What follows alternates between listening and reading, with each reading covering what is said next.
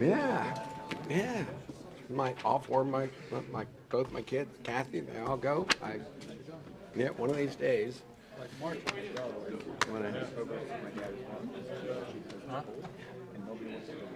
We'll get there. Maybe when I'm done with all this drama. Yeah. It's all that extra money we make, right? See. Did I miss it, Jay, or something? Something, yeah, right. All right. Sorry. Yeah. Oh, but it's worth it. All right. Oh, we have a new format on these things? Yeah, I guess so. Oh, Is it? Maybe not. oh no, there you go. Mine's No, I okay. just had to switch. I don't mean to. Here, I'll try to. Oof. Hello, Kathy. Seen her in a while? The other day, she called me at work and she said, "Did you even come home last night?"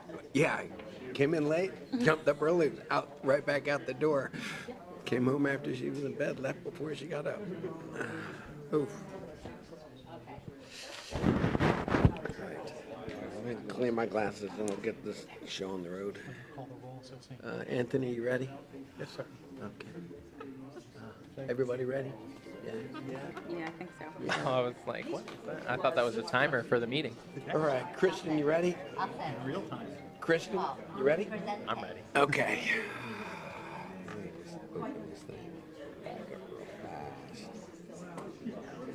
When was our last meeting? 2 weeks. Yeah, right. Our next meeting? No, when was our last? Beginning of, we missed, I forgot to bring my. Here it is. February 24th, March 13th was the workshop. We missed all three. Why do I feel like I talked about CalNo? You did. I did, but that was a different one. It was a different CalNo meeting. Now I'm trying to remember what. All right, that's I'm looking through loading my up. calendar to see what Okay, it guys, was. Next one. let's get this show on the road. All right. Good evening, ladies and gentlemen. Welcome to the City of Winter Springs regular City Commission meeting of Monday, March 31st, 2025. Christian, would you call the roll, please? Mayor Kevin McCann. Present. Deputy Mayor Cade Resnick. Present. Commissioner Paul Diaz. Here. Commissioner Victoria Bruce. Here. Commissioner Sarah Baker. Present. Commissioner Mark Caruso. Here. City Manager Kevin Sweet. Present. City Attorney Anthony A. Garkness. Here. Thank you. Wonderful. If we can please welcome our friend Kyle Stewart. I'll stand for the invocation to be followed by the pledge for those that are able. Let us pray. Gracious God, Heavenly Father, Creator and Redeemer, I thank you for the miracle that these United States of America represent in the scope of history. We exist as a nation forged out of terrible strife and difference, and yet characterized by an ever tenuous but persevering unity. As you have blessed us as a city to have come into being as one small part of such an incredible whole, I ask you tonight that you would be pleased to give us as Winter Springians the grace to positively contribute to the peace and prosperity of this great nation.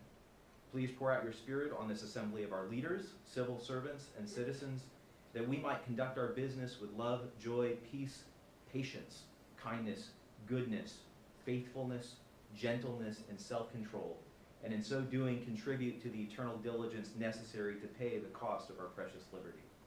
I pray for Mayor McCann, Deputy Mayor Resnick, Commissioners Baker, Bruce, Caruso, Diaz, City Manager Sweet, City Attorney Garganese, City Clerk Gowan, and their families as they continue to labor tirelessly for the good of Winter Springs. Bless them with your greatest good.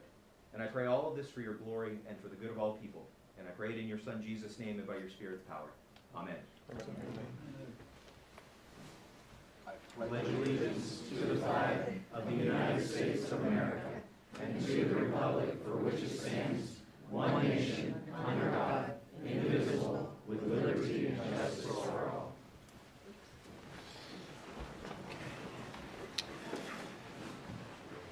All right. Let's see, agenda changes. Is it safe to say that we're going to be discussing different items on the consent agenda? Is there interest in that?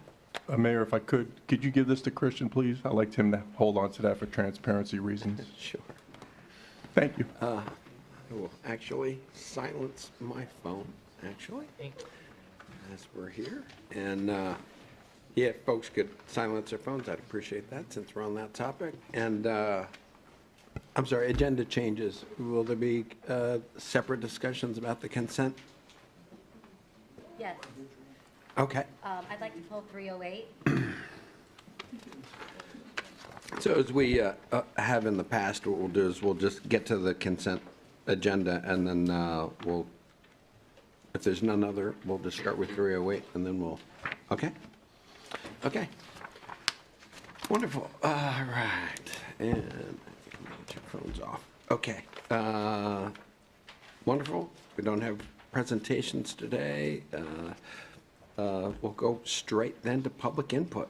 Anyone who wishes to speak during public input on any agenda item or subject matter will need to fill out a blue public input form. Individuals will limit their comments to 3 minutes, and representatives of groups or homeowners associations shall limit their comments to 5 minutes unless otherwise determined by the city. And as always, adult decorum and professionalism is appreciated and expected. So we'll just start with the first blue form I have is for Ms. Weissman.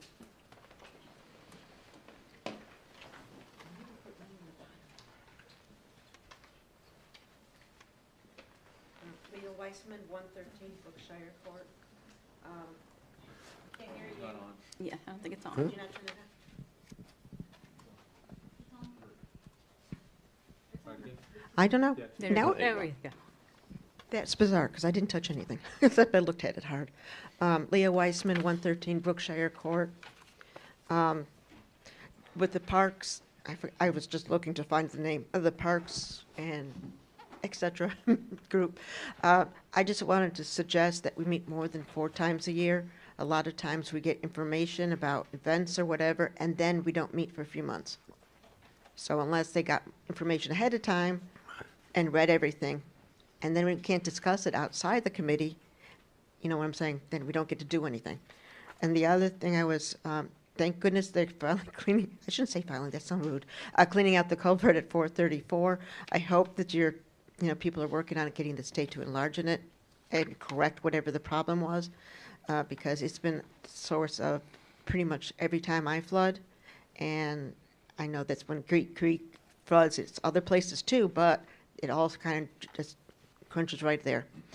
And there's other culverts that we really need help enlarging, because they just drop all that stuff before, just like at Moss Park and all that. And I know we're doing as much as we can, but the culverts need to be replaced. All right. Thank you. Thank you. And then we'll call Reverend Stewart back up.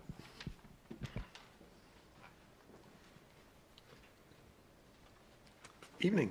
Good evening. Kyle Stewart, 623 Marnie Drive, representing the Highlands Homeowners Association. So I just wanted to give a word of thanks to our city manager, Kevin Sweet, and to our director of operations, Brian Dunnigan. We in the Highlands are working through a number of infrastructure issues, and we have enlisted their help, and they have not only been tremendously helpful, the work that they've been doing to get us answers has been not only encouraging, their diligence is excellent, but they have actually reached out to us. Sometimes when you need help from any city, it is hard to get callbacks, but they have been proactive in reaching out to us as board members of the Highlands. And we just want to thank you all for your work and for your team's work in helping us be the best part of Winter Springs to work to make the Highlands an exceptional community to be part of. So thank you, gentlemen, and for your teams. Thank you. Thanks for positive comments. They're always appreciated. Commissioner Krebs.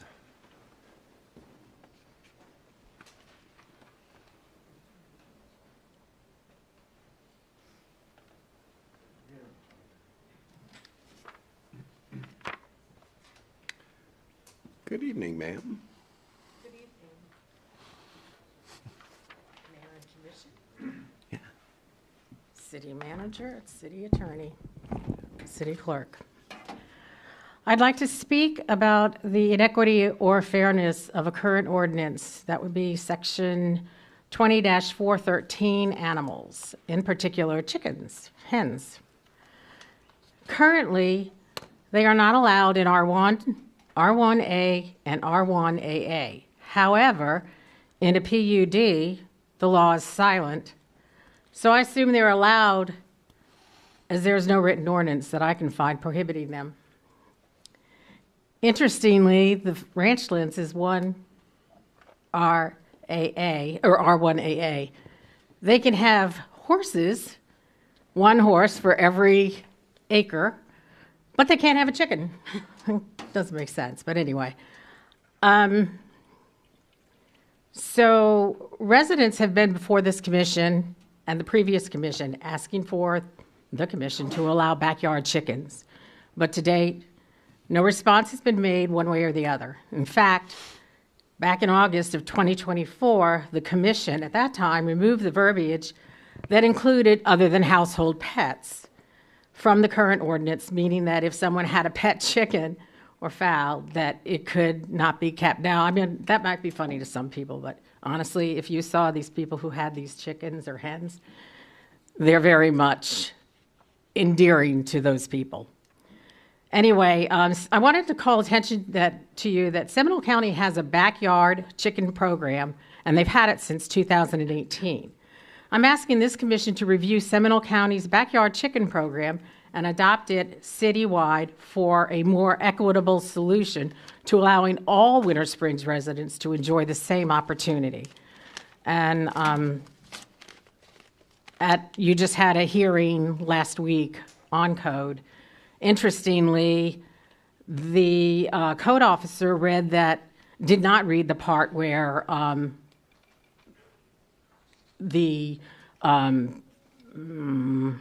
prohibiting them. They actually put in like it was there. So I don't know, maybe it hasn't reached, written to him, I don't know. But then he was also asked, is there anywhere in Winter Springs that allows chickens? And he didn't know. And I think really, if you're going to bring up something about chickens and you're going to, serve notice, that you ought to know what's going on in your city. That's it. Thank you. And I'm going to leave this with the clerk, which has the backyard chicken program that they have in Seminole County. Yeah. Sounds good. Thank you. Yeah, thank you. That's all the blue forms I have. Is there anyone else that would like to address the commission at this time? I saw the commissioner standing first, and then we'll come back to you, Mr. Gallo. Oh. Yeah, sorry. Yeah, thanks. Yeah.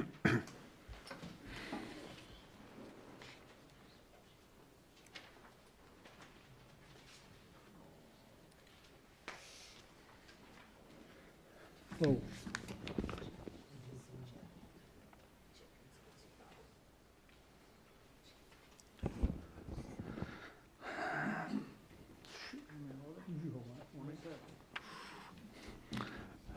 Good evening, Commissioners.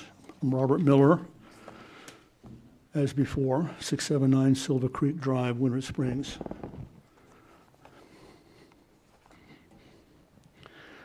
It's funny how some, but not all of us, manage to forget history. At the earlier commission meeting here this month, the subject of Iron Bridge came up again. The commission again debated the alternative of sending its sewage 30 miles through a new sewer pipe to be built across 2 counties, I think. On September the 28th, 2009, 16 years ago, another commission meeting in the same chamber discussed the growing need for the city's sewage and water treatment modernization and rejected Iron Gate. Who were the 4 commissioners there at the time? Krebs, Hovey, Brown, and Bonner, and a few others that I haven't mentioned. A year later, Charles Lacey became mayor, and for the next 8 years, the subject of water and sewage was overlooked and no updated comprehensive plans were made for the city because Mayor Lacy bragged in city issued documents. One was a city map that he put out. He said that his commissioners and he had already established their strategic objectives, and this city would soon be an economic engine for residents and business interests in Seminole County. Unfortunately, these plans never materialized. And when the sewer and water problem was finally raised again by new commissioners elected in 2019, everyone was amazed because the water and sewer problem had somehow been forgotten. And then Mayor Lacy resigned in the middle of his third term. No one in the city could explain the oversight.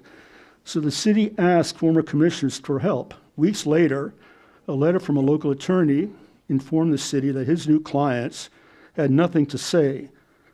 These were from former Mayor Charles Lacy, Commissioners Rick Brown, Joanne Krebs, Gene Hovey, Cade Resnick, who at the time had served 2 terms between 11 and 17, and a Mr. Kendrick. In late 2019, a 2-year food fight began to address responsibilities for oversight questions pertaining to the modernization of the city's. I'm not going to make it. I'll cut to the chase. There were a lot of accusations that were made about the city.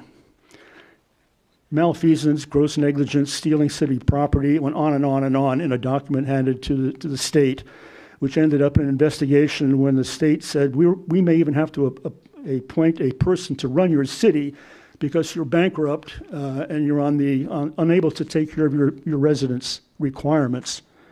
All of those things turned out to be negative. Not one of the charges that were made about malfeasance, theft of city property, in that document that was handed to the state by Mr. Jesse Phillips, turned out to be true. They were all false. There's no basis to them. So let me get to my final statement is, so what was it all about? A bad smell still lingers over this new city commission, and many residents now watch your meetings with mounting concerns, fearful that the new chaos surrounding mega and big business interests at the national and county level may now be metastasizing right here on the Winter Springs dais. So thank you for listening patiently to what I just said. Thank you. Thank you. I believe, sir, did you turned in a blue form? Actually, I believe we acknowledged Mr. Gallo first, to be followed by. Yeah. We acknowledge you first, Mr. Gallo. Sorry about that. And then I saw his blue form. Good evening, everyone. Art Gallo, 199 Nandina Terrace. Concerning the 13 March workshop on wastewater, I would like to state that I am not an advocate of the Iron Bridge solution because I feel that this ship has set sail 4 years ago, specifically on 11 January 2021, and see meeting minutes, agenda item number 100. And I'm going to, whenever I state a date, an agenda item, it's for the people sitting behind me and anybody listening. They can go on the city website and look it up, just not believe me, but you could read about it yourself. Anyway, this meeting was the first time since 28 September 2009, agenda items 502 and 605, that the poor condition of our plants was briefed by the staff to the commission.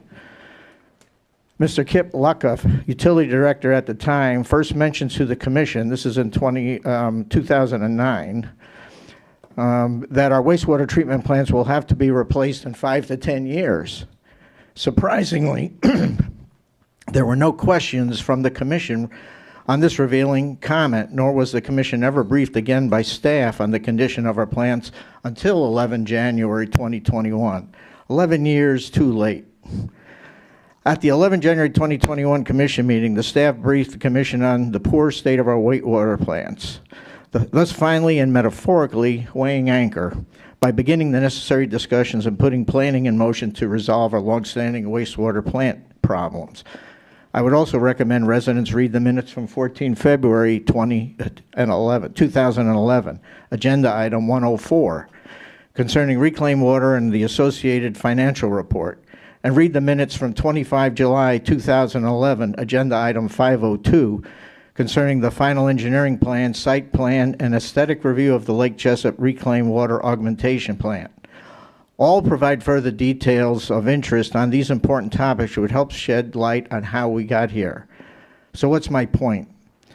I kind of reflect what Commissioner Miller just said. There's a long history here over many years, many commissions, and many staff members.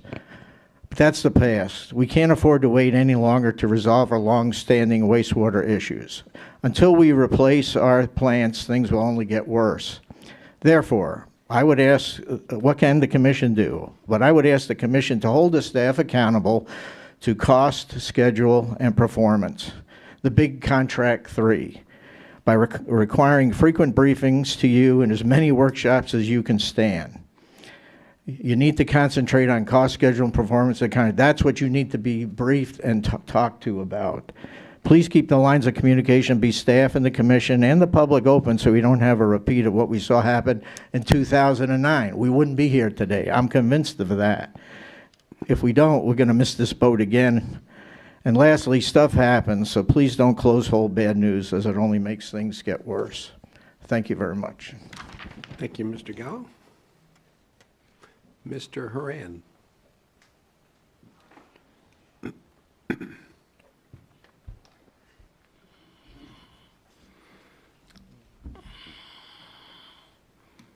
John Haran, 1612 Wood Duck Drive, Winter Springs, Florida. And spoiler alert, I'm not here to talk about the county's program for backyard chickens. Okay. I'm here to talk about the workshop, which was 2 weeks ago, March 13.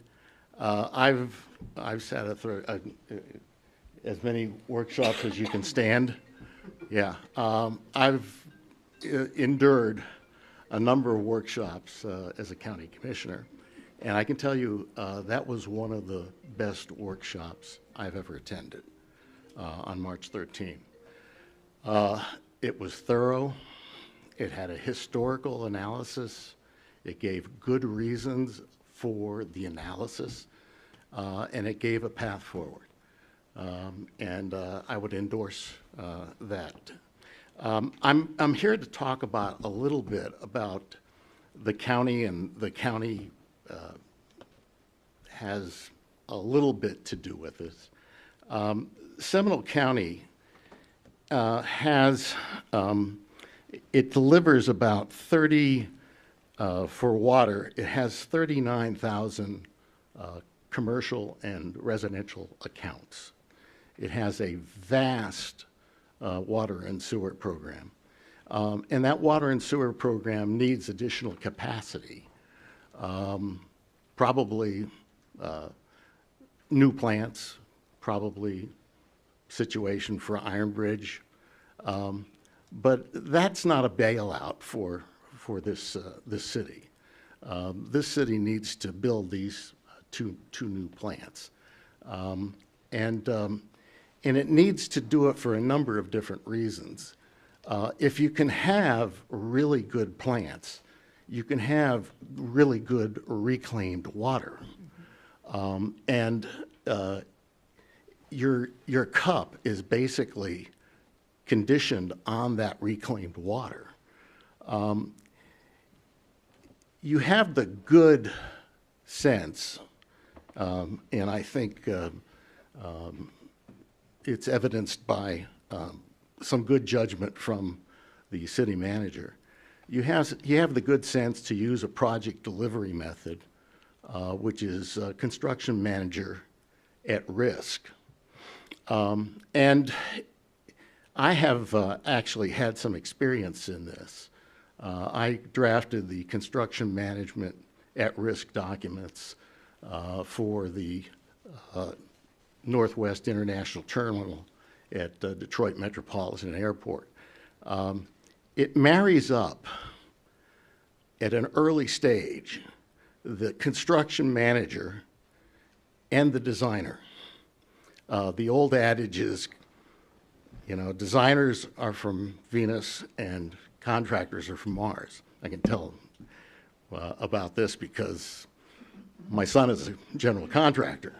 But by marrying those two disciplines early in the project, you get the value of a value engineering opportunity that comes up very often when things don't go wrong, if things go wrong with the design and can be corrected.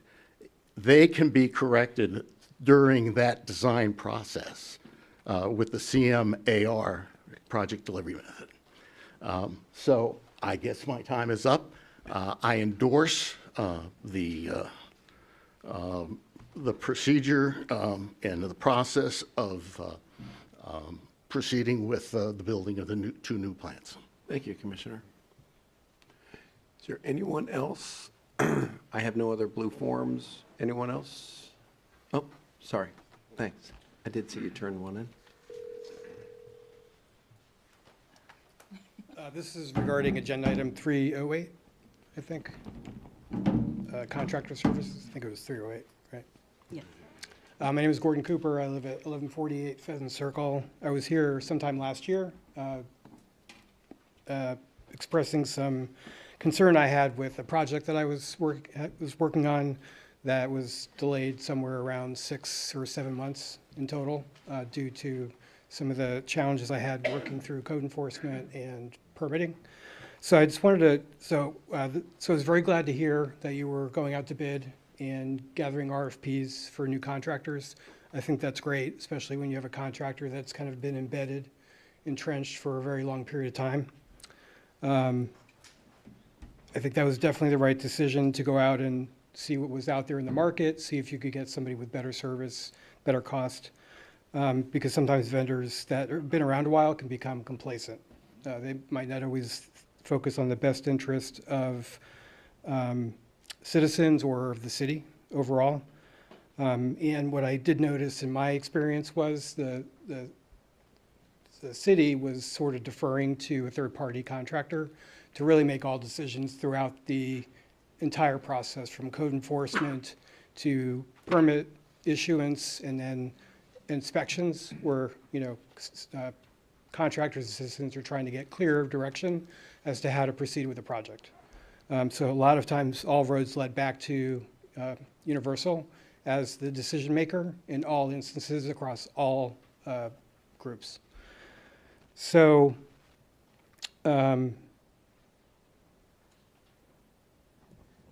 sorry, lost track.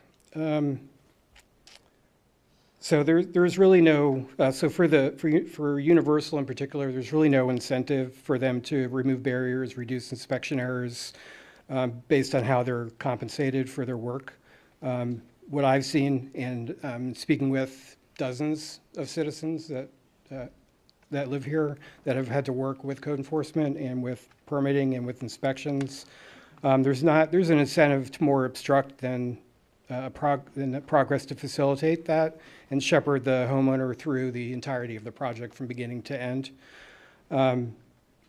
So I think there are a number of very qualified options. I looked through a lot of the RFPs that were out there, and it looks like you had a lot of folks that are interested in doing business with the city and doing business with homeowners to assist them with permitting and inspections. So in that end, I've really not heard anybody that has had a kind word about the current service provider. I think there's been a lot of challenges. Reading the RFP responses, there are a number of promises that are in there that they responded back to the RFP.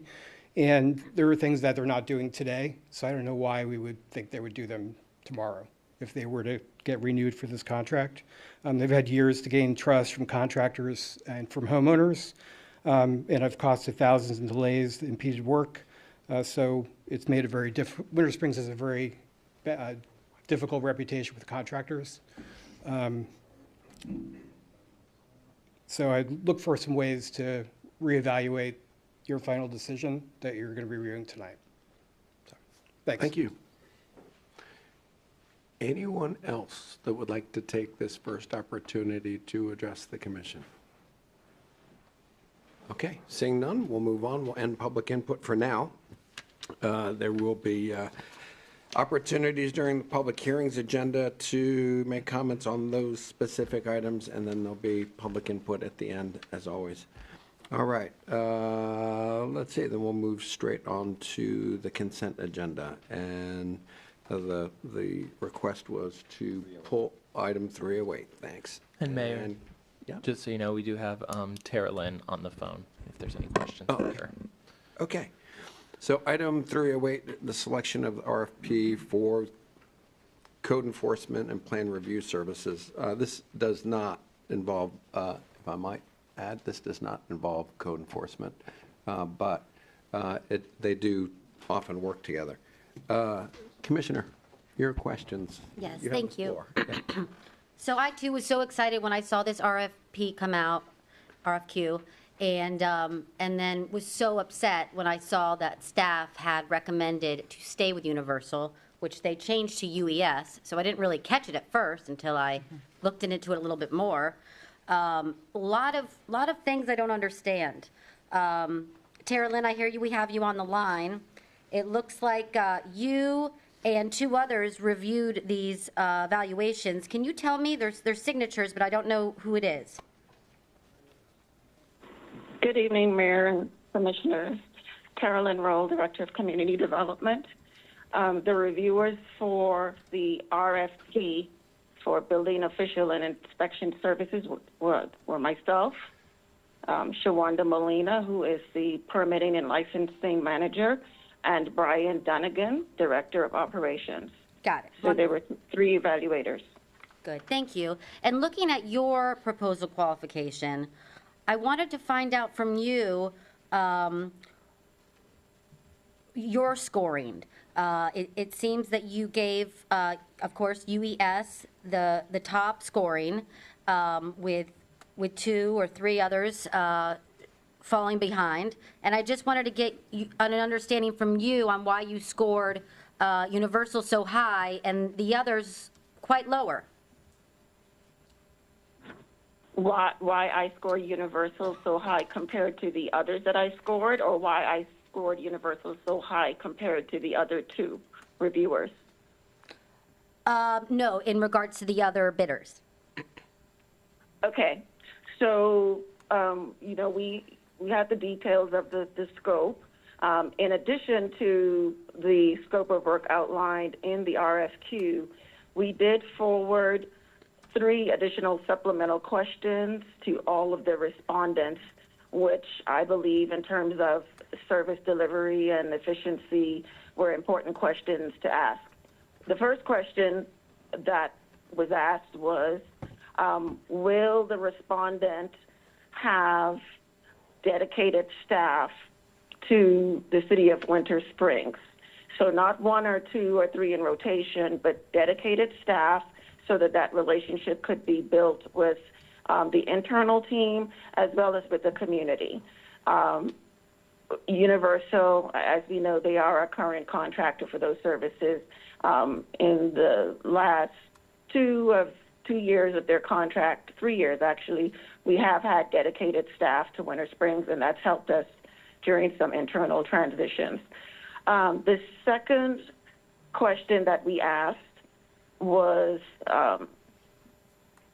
whether or not the respondents had specific experience with Tyler Technologies EPNL, which is their enterprise permitting and licensing software. The city transitioned to that platform last year, and it takes a lot of staff time to train the users of that platform. And so I thought it beneficial to ensure that the contractor selected for these services was already familiar so that the city wasn't investing a significant amount of time in training them to use our system. So their Universal was one, not the only one, but one of several respondents that have experience with Tyler's EPNL, better known as EnerGov. And then finally, the last question asked was their experience with a paperless fully paperless building review and inspection process. So whether they're on city premises, or whether they're in the system, or whether they're out in the field with tablets, we wanted to continue to enhance our now paperless process, and we wanted to ensure that the company selected was able to do that. So that is, they answered affirmatively or positively to those questions, which were supplemental to the RFP, and I believe that they're very important to our service delivery.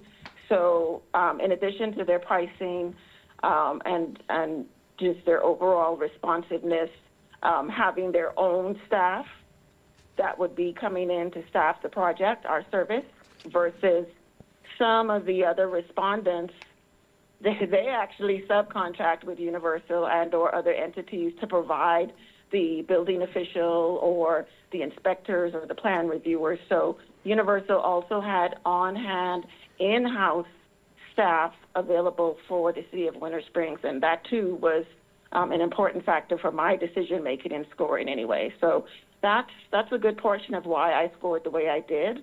I'm happy to answer any other questions you would have about that. Okay. And normally, I think Talbert sometimes reviews these. Why wasn't he a reviewer of this proposal? Talbert never reviews the RFP. Well, let me rephrase that. Mr. Jackson was no longer employed with the city of Winter Springs at the time of the submission deadline for the proposals. Oh, I was not aware. Talbert's also not a senior staff member, and he reports to me as the director when he was there. He is not over the permitting and licensing process, and I feel that the blend that we had was good, and that's why I asked Mr. Dunnigan to participate in that process, being the director of operations. But Mr. Jackson was no longer employed with the city. I wasn't aware. Okay, good to know. And Nick Tavelsky, same story or different? Both Mr. Jackson and Mr. Tafelsky were no longer employed with the city of Winter Springs at the time of evaluation. Okay, good to know. Also, I'm looking at the proposal received log. We had 7 different proposals. Delivery was anywhere from FedEx to UPS to courier, but with UES, it's just a dash. Do we know how they delivered their bid? I'm not sure. Mr. McLean Stewart, the procurement manager, prepared that form, so it might have been an oversight. I can't speak to that, but they all delivered their in-person copy to City Hall. Everybody on the list delivered a hard copy to City Hall by the deadline, by whichever means that they determined was best for them. Okay, and last question for you, Tara Lynn, and then I'm going to go to Brian Dunnigan. Tara Lynn, have you received any complaints from residents regarding Bobby Coleman in the past year? I have received complaints from, not regarding specifically Bobby Coleman, and I'll just give a bit of history. I would say, in my experience, all of the complaints, or the majority of the complaints, have been tied to code compliance issues, either those identified by Mr. Coleman on site and or by code enforcement identifying a possible violation and contacting Mr. Coleman to confirm what the code says regarding what they're seeing. So the answer is yes, with the majority of them being regarding code violations or potential code violations. And was there hostile behavior involved? I cannot speak to whether hostile behavior was involved. I have had one report in my 2 years with Winter Springs regarding any hostility surrounding Mr. Coleman, and that was Mr. Coleman's word against that particular person. I've had no other complaints of hostility towards or from anybody on our building services team, Universal. Okay, thank you. Brian, real quick with you, on references, you gave Universal 1 out of 5, you gave them all 3s for their references. Just wanted to know, did you call those references, and why did you score them well, actually, no, you did 3, 3, and 4. Why'd you do that rather than give them all 5s like the others? The other evaluation people like Tara Lynn and Shwanda? Sure. So there is a cone of silence, obviously, when we're conducting these reviews of an RFP. So Tara Lynn, myself, and Shawanda, we are prohibited from speaking with each other once the bids are in hand by us. And so we're not allowed to openly talk about that until we meet as a committee with the procurement manager. Particularly Universal, I thought, there were other firms that submitted that had experience with other municipalities in the area, some serving the city of Altamont, Oviedo, DeBary, Mount Dora, with a wide range of business. So, I scored according to the not only their existing business, but their specific references that they had. Did you contact references for all these? No, we did not. We went off of the references that they provided and tried to compare their the services that they're providing those individuals with the services that we were soliciting. Okay, thank you so much. The issue that I have is that some of these entities receive very low responses for related experience and background in providing similar services. And I can't see that Universal is more qualified than any of these others. And, Universal gets 20 and everybody else gets 10 or 15. It's just, I'm not sure.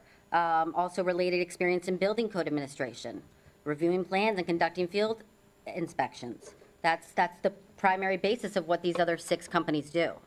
So I'm going to propose today that I'm going to make a motion that Universal is not awarded this contract and it goes to the next eligible bidder or it's reevaluated.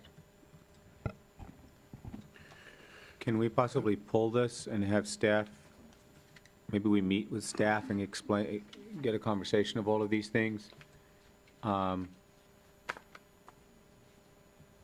saying one way or the other, but I had one question myself since the gentleman came up here. And maybe Tara Lynn, maybe city manager on my side, but if we're going to do that, can we pull this whole agenda item and maybe we do our legwork? Okay, let's back up. So, if I can, maybe a little background. So, Universal has had the contract here for 4 years, is that right? 5 years. 5 years. And residents need to understand, please understand, I'm not saying that there's not room for improvement, but I would like to make the point. And Mr. Sweet, with all of your vast experience, or Anthony as a city attorney for several municipalities, it's my understanding, look, the nature of this beast where you are doing inspections and I'll own it, I've heard complaints about Universal as well, but I would like to acknowledge that the nature of this industry where they're going into people's homes and going into people's businesses and saying, I'm sorry, but you built that wrong, you have to tear that down. Or, as the case was brought up earlier, the contractor never got a permit to begin with. Never got a permit. So then that's financial hardship, leaves your home a wreck while they go back to the drawing board and start putting in the paperwork and start filing the fees, and then the residents are openly upset. I'd be pretty upset too. But this is coming from people not doing the work that they should be doing, or the contractor not doing the work that's necessary. And I fully understand why people would be really upset. I understand. I'm not saying for or against. The mayor, I won't be voting on this topic, but I do want us to keep some level of understanding of what we're up against. The city attorney or the city manager, is it your experience that almost any organization that comes in is going to be met with some resistance when they are called to halt work and start going through formal processes? Does that make sense? Have you experienced that? How's that as a question? Mr. Mayor, absolutely. My 22 years of local government and directly overseeing municipal services and any type of regulatory entity across now 2 states and probably 12 building commissioners have constantly been issues. Because keep in mind, with every one of these stories that we hear, there's 2 sides to the story. And as we peel those back and investigate, oftentimes that is the case where, you know, an issue comes where they didn't follow proper procedure, they didn't pull a permit, you name it. There's always two sides of the story, and most oftentimes, and not always, but most oftentimes, that's how that plays out, and it's not fully on the inspector or the building commissioner. One thing that, you know, we can't undermine is that there's absolutely an expectation from a customer service standpoint, and I think that's really where our focus needs to be as we move forward, regardless of who the contractor is that's selected. The contract will provide a provision in the contract that requires any contractor to uphold to the standards and expectations and policies which go along with personnel to the standards that we expect as a city, and we expect as if they were a city employee. So that's where my efforts would be, regardless of who the contractor is, just whether they were stipulated prior to and, you know, my time being here. That's the conversation that I plan to have in laying out that expectation. The benefit of a contracted service over an employee is you can address that with the contractor. This particular service provides the city of Winter Springs 2 dedicated officials. And if they're not meeting the expectation, that goes back to the company, regardless of who that company is, that, you know, this individual is not the right fit for our community, and you need to provide an individual that will meet our expectations. So that would be my goal, regardless of who is selected. Deputy Mayor? All right, so I said I had a question, either Tara Lynn or City Manager. The gentleman came up here and he said that this company is shepherding the whole project.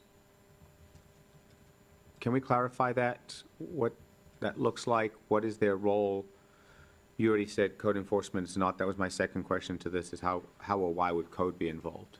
But that would be something for the city manager? Either city manager or Tara Lynn can answer it. Yeah. Yeah, I'll defer to Tara Lynn. Is she still on the call? I am. I'm sorry, is that Commissioner Resnick? Yes, ma'am. Could you repeat that regarding shepherding? I don't know if you heard the previous gentleman that was up here. He shared that it is his understanding that this company shepherds the whole project in the whole engineering scope. And sir, I'm speaking from what I'm understanding you said. Is that correct? Is that the person that last spoke during public comment? Yes, ma'am. That project, you know, the city permitting department shepherds the process. So that's the answer. Universal does not shepherd the city's permitting processes and compliance to the code. Universal provides building official services and building inspection services for compliant and building plans review for compliance to Florida building code. The process from beginning to end is shepherded by the Community Development Department Permitting and Licensing Division. That particular project was not permitted at the time that code enforcement identified that the project was happening, and then everything moved from there. But no, Universal does not shepherd any process related to permitting and licensing for the city. If I can clarify for everyone, I'm gonna, and then Tara Lynn, just, you can answer with a yes or no. Universal Services or another contractor, whoever we retain, will be, someone comes in, they want a permit, they come in, they talk to city employees, city staff in the window. Then their plans, once the plans are all complete, Universal will be reviewing those plans for legal status and general safety issues and things.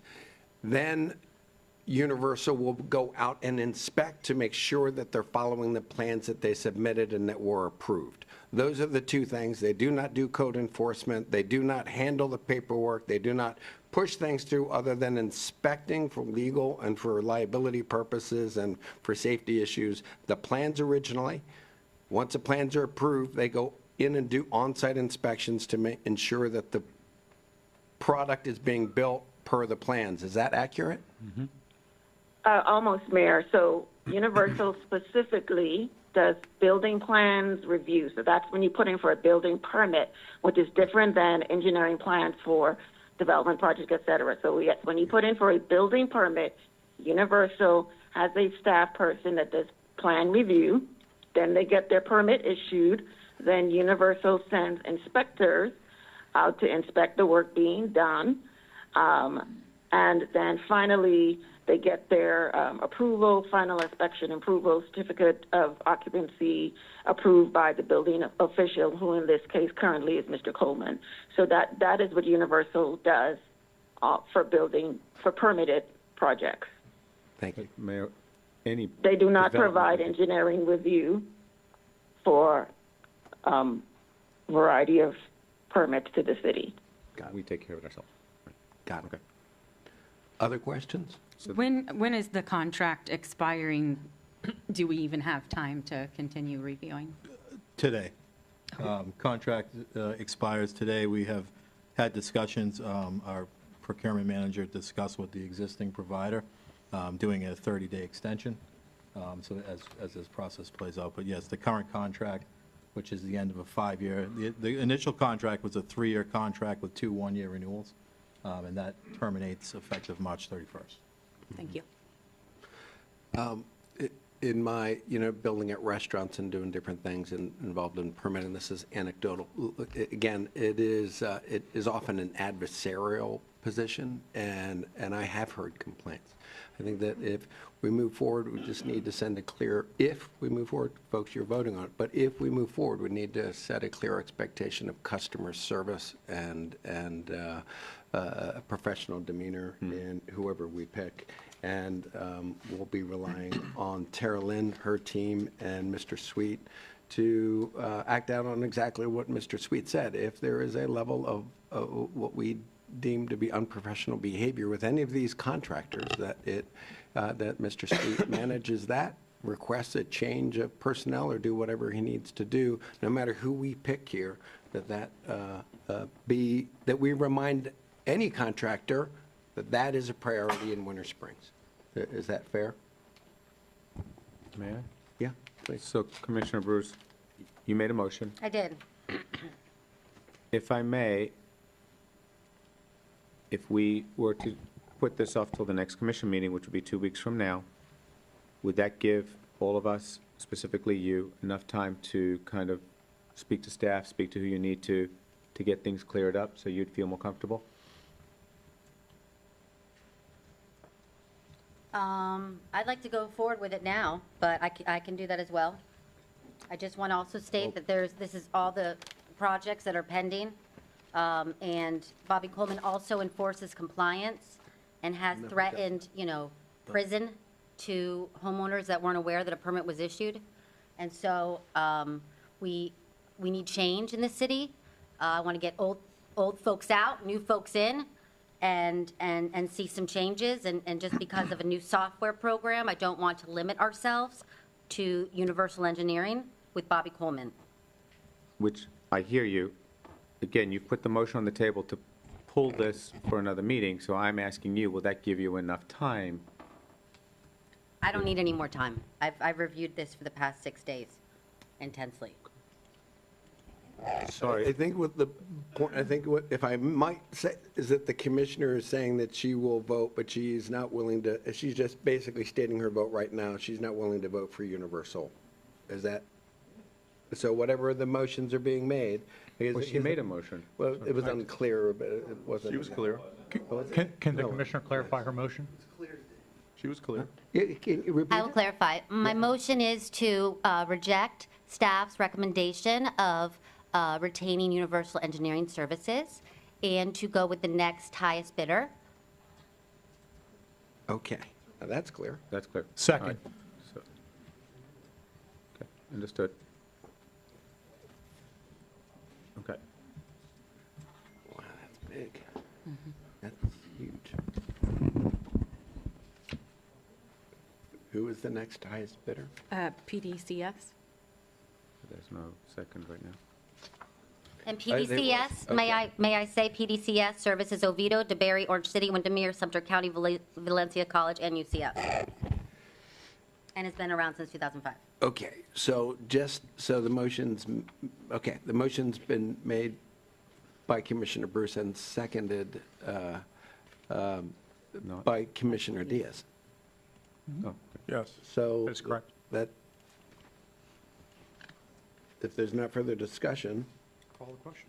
Well, we would have to pull 308 as a separate, True, yes. which is not, So- which we could just say that we're pulling it at this point, Okay, so correct? is it Christian, am I appropriate, correct? then Anthony or Christian, to vote on item 308 solely and then ask for a motion for the remainder of the consent agenda? Mayor, I think in the future, it'd be clearer if. Yeah, thanks. If you're going to pull an item from consent, the items that are not pulled, call for a vote before you discuss the items that are being pulled. Okay. Okay, and then you take care of those items. So my recommendation tonight is vote on all of the items except 308, and that passes the consent. And then you can decide whether you want to move this, make a decision on this item now or move it to a regular item. Okay. Because you're not going to get a With, full vote. unless there's objection, can I have a motion to approve the consent agenda with the exception of item 308? So moved. Okay. All in favor? Aye. All right. Okay. So I need, I believe I just got a motion to approve the consent agenda with the exception of 308 from the deputy mayor. I need a second formally. I'll second. Okay. And so, Christian, Can you call the roll, or can you go with? call the roll on approving of the consent agenda with the exception of 308. Okay. Commissioner Caruso. Aye. Commissioner Diaz. No. Commissioner Bruce. Aye. Commissioner Baker. Aye. Deputy Mayor Resnick. Aye. Okay, so the consent agenda is passed with the exception of item 308.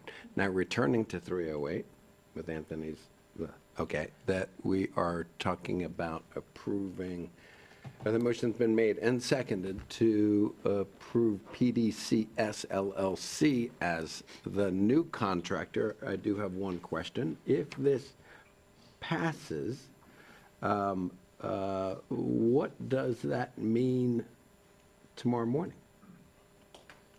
Transition. Is PDCS willing and able to get on this immediately? Does it bring our community development department to a halt? Do those that have, I just want to make sure we understand all the unintended consequences. I'm not for or against this, folks. I'm just telling you, what are we doing? I just want to make sure we're prepared. If we're putting every single person with a permit in our office on a 90-day hold or something, I think we need to understand the consequences of our decision. That's all I'm asking. We have a motion and a second. But I want to understand, I think we have the right to discuss this before we vote on it. The unintended consequences, I want to make sure we understand these. This is a big move. I just want to make sure that we're doing something fully knowing what the consequences are before we make a dramatic, and I'll be honest with you, surprise change. Mr. Sweet? Yeah, I would venture to say there will be some impacts, certainly. Making that transition is, I mean, the building code is the building code, but understanding the nuances of how we operate our software system, our inspections, and even our staff. There will no doubtably that we can't put a definitive number on, but there will be some impacts and there'll be some delays potentially and expectations. I have not had the conversation, I don't know if Tara Lynn has, with the second choice vendor, but the assumption would be that they would be ready to go live and roll out as soon as granted. Keep in mind, and we have to work through a contract and a number of other things. So we're left in a position where if Universal were to say no on an extension, because again, their contract ends at 11:59, then we have no inspectors and no staff. I'm not saying they're going to do that. Hopefully 5 years of service with us, there'll be some partnership there, but don't know what the incentive is at this rate. So to sit up here and say that there's not going to be any delays or impacts, that would not be truthful. We will see some impacts. Ms. Roll, are you still on the phone? I am. How is your staffing levels currently? Are you fully staffed? Are you prepared for this added load? Universal has agreed to at least a 30-day extension while we transition in the event they are not the selected vendor. However, we would need the time. I don't know if another entity is selected that negotiation or contract execution will happen in the 30-day period. We're hoping so. But in addition to that, our staff will need to work with selected vendor to train. We are paying them for service, but the staff will need to train them as to our processes and several things that it will take some time. So like Mr. Sweet said, we can't make any promises as to delays in service delivery after Universal is no longer providing the service in the event that a new vendor is selected. So we will likely have some delays. And you mentioned, I don't know exactly what that would look like. And you mentioned 2 planners or employees from your department that are no longer with the city. How are your staffing levels currently? Well, we're recruiting for those 2 positions and hoping to have them filled in April, but and we should be fully staffed when they join the team. Okay. Clean slate. I love it. Okay. We are. I believe I have concerns, but I believe the end of the discussion before we roll to a vote. I have a question. Yeah. The person in question that has had some hostile complaints, is that a person that's just an inspector or somebody like a manager that would still be on the account if we chose to go with Universal again? The one that has been referenced this evening is the certified building official, the CBO, the one that is the primary certified building official for the city of Winter Springs. Okay. Could we ask to change that person? There is a secondary inspector, but we certainly can ask. I mean, I don't, that's probably just as counterproductive if that individual is not familiar with our process and systems as well for the sake of a 30-day. Probably wouldn't be. No, I mean in general, if we were to ask for somebody else. Well, It's like, hey, you won the bid, but you have to replace that person. that could be an option. Negotiable. That's certainly negotiable. To propose a different certified building official, sure. Other discussion? We will move forward. Christian. Commissioner Diaz. Aye. Commissioner Bruce. Aye. Commissioner Baker. Aye. Deputy Mayor Resnick. Aye. Commissioner Caruso. Aye. Okay, motion passes, and it passed unanimously, and PDCS LLC will be taking over these services, and we'll move forward. All right, that brings us then to public hearings agenda, item 400, second reading of ordinance 2025-07. No, we do not need a motion to read by title only. Anthony? Okay, ordinance 2025-07, an ordinance of the City Commission of the City of Winter Springs, Florida, adding a new Article 9, Procedures for Naming Buildings, Parks, and Streets, to Chapter 2, Administration of the City of Winter Springs Code of Ordinances, providing for the repeal of prior inconsistent ordinances and resolutions, incorporation into the code severability, and an effective date. This is second and final reading of this ordinance. This ordinance is being presented at your request to put together a procedure for naming of those types of facilities. The only change between first and second reading is I added a sentence just to clarify that this procedure does not apply to any contract approved by the City Commission granting to a corporate or other sponsor temporary naming rights to a city recreational facility. Thank you. Discussion? If there's none, I do have one. I would like to, this is the second reading. I know there's a minor change in the second reading. I have one, and I don't want this to impact a vote that's supposed to take place later that I see on the agenda. I really do not want this to impact that vote.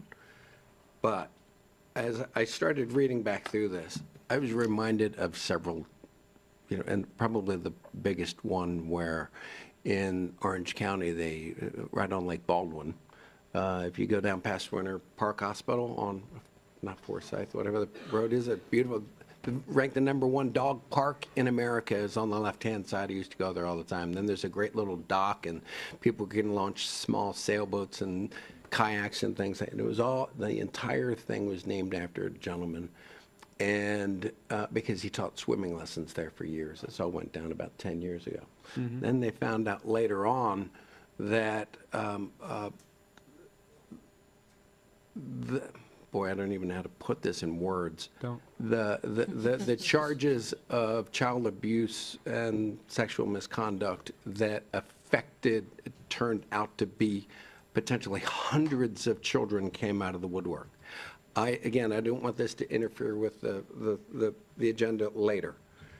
But I would really argue that, look, this only stops you from getting that name if you have a felony. You can have multiple, domestic violence charges or DUIs and things that don't raise to the level of felonies. I am a little concerned that the way this is written, it doesn't protect us enough. There are several cases. I guess we can just simply go back and change it. But I would like to, after tonight's later vote, again, I don't want it to interfere, but I think this isn't strong enough. My understanding is that this is, I did talk to Mr. Sweet, and maybe Anthony, this fits what most municipalities do, and it doesn't, that no other higher expectations are expected traditionally? I mean, I think it's a good procedure. I think it's similar to many other procedures that, cities or counties have regarding naming. I'd like to also add, though, that, naming is a discretionary decision by the city commission, number one. It's at the sole city commission's discretion how you name city facilities or city buildings. And not only do you have the right to name, but you have the right to rename. So regardless of what may be in here, ultimately, the commission is going to be guided by its own discretion. And, I mean, we could add some language if you want to add, like moral turpitude type violations, something like that, to add it to the felony. But ultimately, commission's discretion. I'd like to see something like that added where, but it just says, my understanding is it says felonies. No, it also says up to our discretion of a supermajority vote. Felony rules it out, everything else is subject to, but I guess I would like, if the police department finds these things in their background check, I think that we should be told and informed, and that should be on the report as well. If there's some real moral problem, should we know about it? I mean, I'd like to see a little, I get the bottom line is I'm floating this out there and we'll vote on it. I don't want, and we can, I guess we can simply have a little bit of exposure there in an effort to reward and recognize those residents of Winter Springs that have served their community. And that is the goal. That is ultimately the goal. I just, I do like to protect the reputation of our city. Yeah. Yeah, I'd like to share, UCF Baseball Stadium was named after a coach, and due to some issues, they renamed it. And he had no, felony. So it's up to our discretion to be able to change it if we should wish. So Mayor, you're asking for additional language so we get a report that shows additional things besides felonies. As written, it doesn't show, it won't give us a full report. Yeah, It but- would only show us felonies that are convicted. That's the way I read it, that we would only get felonies, and that if there are repeated misdemeanor charges that rise to the level of concern that might give the city a black eye, I'd like to know about that. As a follow-up question, would we not add it to like new business or something along the lines of hearing about who we want to name it by in advance, or name it after in advance before we come to a vote? So we should do our diligence and research that person on our own either way. I mean, it's public record. We can look up people's past. Yeah. Almost everyone's passed. Yeah, not everyone's. I mean, if you, Mayor, if it's, you give, I mean, obviously you have the right to veto ordinances, so, I mean, we could change, you can just simply change the word felony to crime, because it's only just. There you go. As other factors, the commission will consider among a whole list of factors here, you know, the individual, whether the individual has ever been convicted, we could change, of a crime based on background screening conducted by the city's police department, which is already in the proposed draft you approved on first reading. So you can strike felony, add crimes.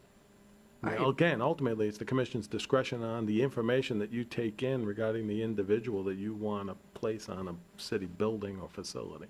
That absolutely solves all the problems. Again, let me be clear, I would not be, I'll tell you right now, if it passes the way it's written, I'm not going to veto it. And second, but yes, I would appreciate that change. And second, I was sincere, I did not want this to interfere, this open dialogue to interfere with the vote that's scheduled later. I do not wish that it interferes with that. But, so, if the dais, would you be okay with changing it from felony to crime? Yes. Yes. That's fine. Seeing, Commissioner Diaz, you okay with that? Okay, so if that direction is given. Oop. You're good. At least we know you're watching something. Yeah. Okay, so with that, I'd simply ask for a motion. I'm sorry, that's right, public input, because it's a public hearings agenda. Anyone wish to address the commission on this specific topic? Sir? You'd have to stand up, state your name and address for the record, and you'll have to fill out a blue form before you go. But I appreciate it. My name is John Zoller, 751 Seneca Meadows Road, Winter Springs. What if some guy, when he was 20 years old in the military or whatever, got caught with marijuana? And now marijuana, isn't it legal? Is that was a crime? Are you going to keep him, now he's 50 years old and he's a millionaire and he's started a whole bunch of charities and created 1 million jobs and done good for everybody. Is he not going to be eligible because of the word crime? It's not even a crime now. So you got to one step. So you can go as far as you want to go. So why not name it after historical figures that were in this community that lived in Wagner, people that grew celery, and so forth and so forth. Historical events that happened. That's it. Thanks. To be clear, it simply, all this does is informs the commission before the vote. It doesn't stop them from being named. It's still our discretion. It's still our discretion. It just simply lets us have more information before we make the vote. That is the only intent, and that is the wording. Right. So, with that being said, if anyone else would like to comment on this? Okay. Ready? A motion? I'll make said motion. I'll make a motion to approve ordinance 2025-07. Great. Motion's made by Deputy Mayor. Second. Seconded by Commissioner Crusoe. Christian? Commissioner Bruce. Aye. Commissioner Baker. Aye. Deputy Mayor Resnick. Aye. Commissioner Crusoe. Aye. Commissioner Diaz. Aye. And the motion passes unanimously. Thank you all. Thanks. Okay, that brings us to item 401 and the human being. And is that Tara Lynn? Good evening again. For the record, Tara Lynn Roll, Director of Community Development. I am in Denver attending a conference, and so I don't have any visuals for you, but I will give you an overview of the Human Being Project, along with the Planning and Zoning Board's recommendation. So just background, the project is located at 260 East State Road 434 in the Venetian Square Shopping Plaza. The plaza itself is 7.84 acres. The plan is for a quick-serve drive-through and walk-up coffee shop. The project has submitted applications for aesthetic review, a waiver application, final engineering, and development agreement applications. The applicant of record is Kevin Hebert with MEI, and he is in the room today along with Ms. Jan White, the business owner, also Rob Galster, the contractor for the project, as well as Javier Kogan. He is the owner of Venetian Square and the landlord on the project.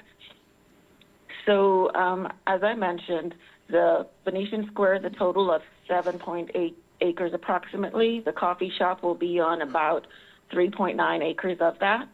The property is currently zoned neighborhood commercial, and they've received all of their clearances from Florida Department of Environmental Protection for water, wastewater, et cetera. Regarding the specific applications, the aesthetic review, staff was recommended approval for that. The coloring of the structure as presented in the application packet is a little bit darker and not harmonious with the light gray to white coloring of the rest of the shopping plaza. So the applicant has agreed to adjust the coloring of the building to match the shopping center. Regarding the waiver application, the applicant is requesting that they use the existing landscaping along with some additional plantings to fulfill the requirement of the State Road 434 streetscape. And so the existing landscaping is a little bit different from the ordering suggested in the code. Also, there's an existing 5-foot sidewalk. The code calls for 6 foot. And so to comply and to adhere to at least the spirit of the code, they are proposing some additional tree plantings as well as some hedging, greenery that would extend to the western limit of the property. So that was the waiver application. With regards to the actual final engineering, they did make a couple of adjustments. One, they removed some landscaping that's mulching that's at the east side of the building to accommodate possible future outdoor seating. And so they updated their plans to reflect that. And then also for 3 of the parking spaces that are on the east side of the building where the drive-through begins, they are asking for the parking requirement is 10 feet by 20 feet. So they're a couple of feet shy of that requirement. And so I'll just go ahead and give you the conditions from the Planning and Zoning Board regarding their recommendation for approval.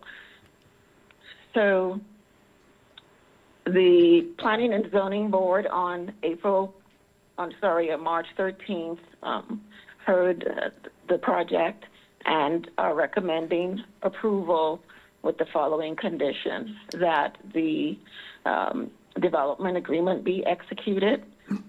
Condition 2 is substantial conformance to the exhibits as demonstrated in the plans. Condition 3 is that the parking spaces on the east side of the building that the 2-foot overhang shall be considered part of the parking space dimension to achieve the 10 by 20-foot parking space requirement specified by code. Condition number 4, that the building color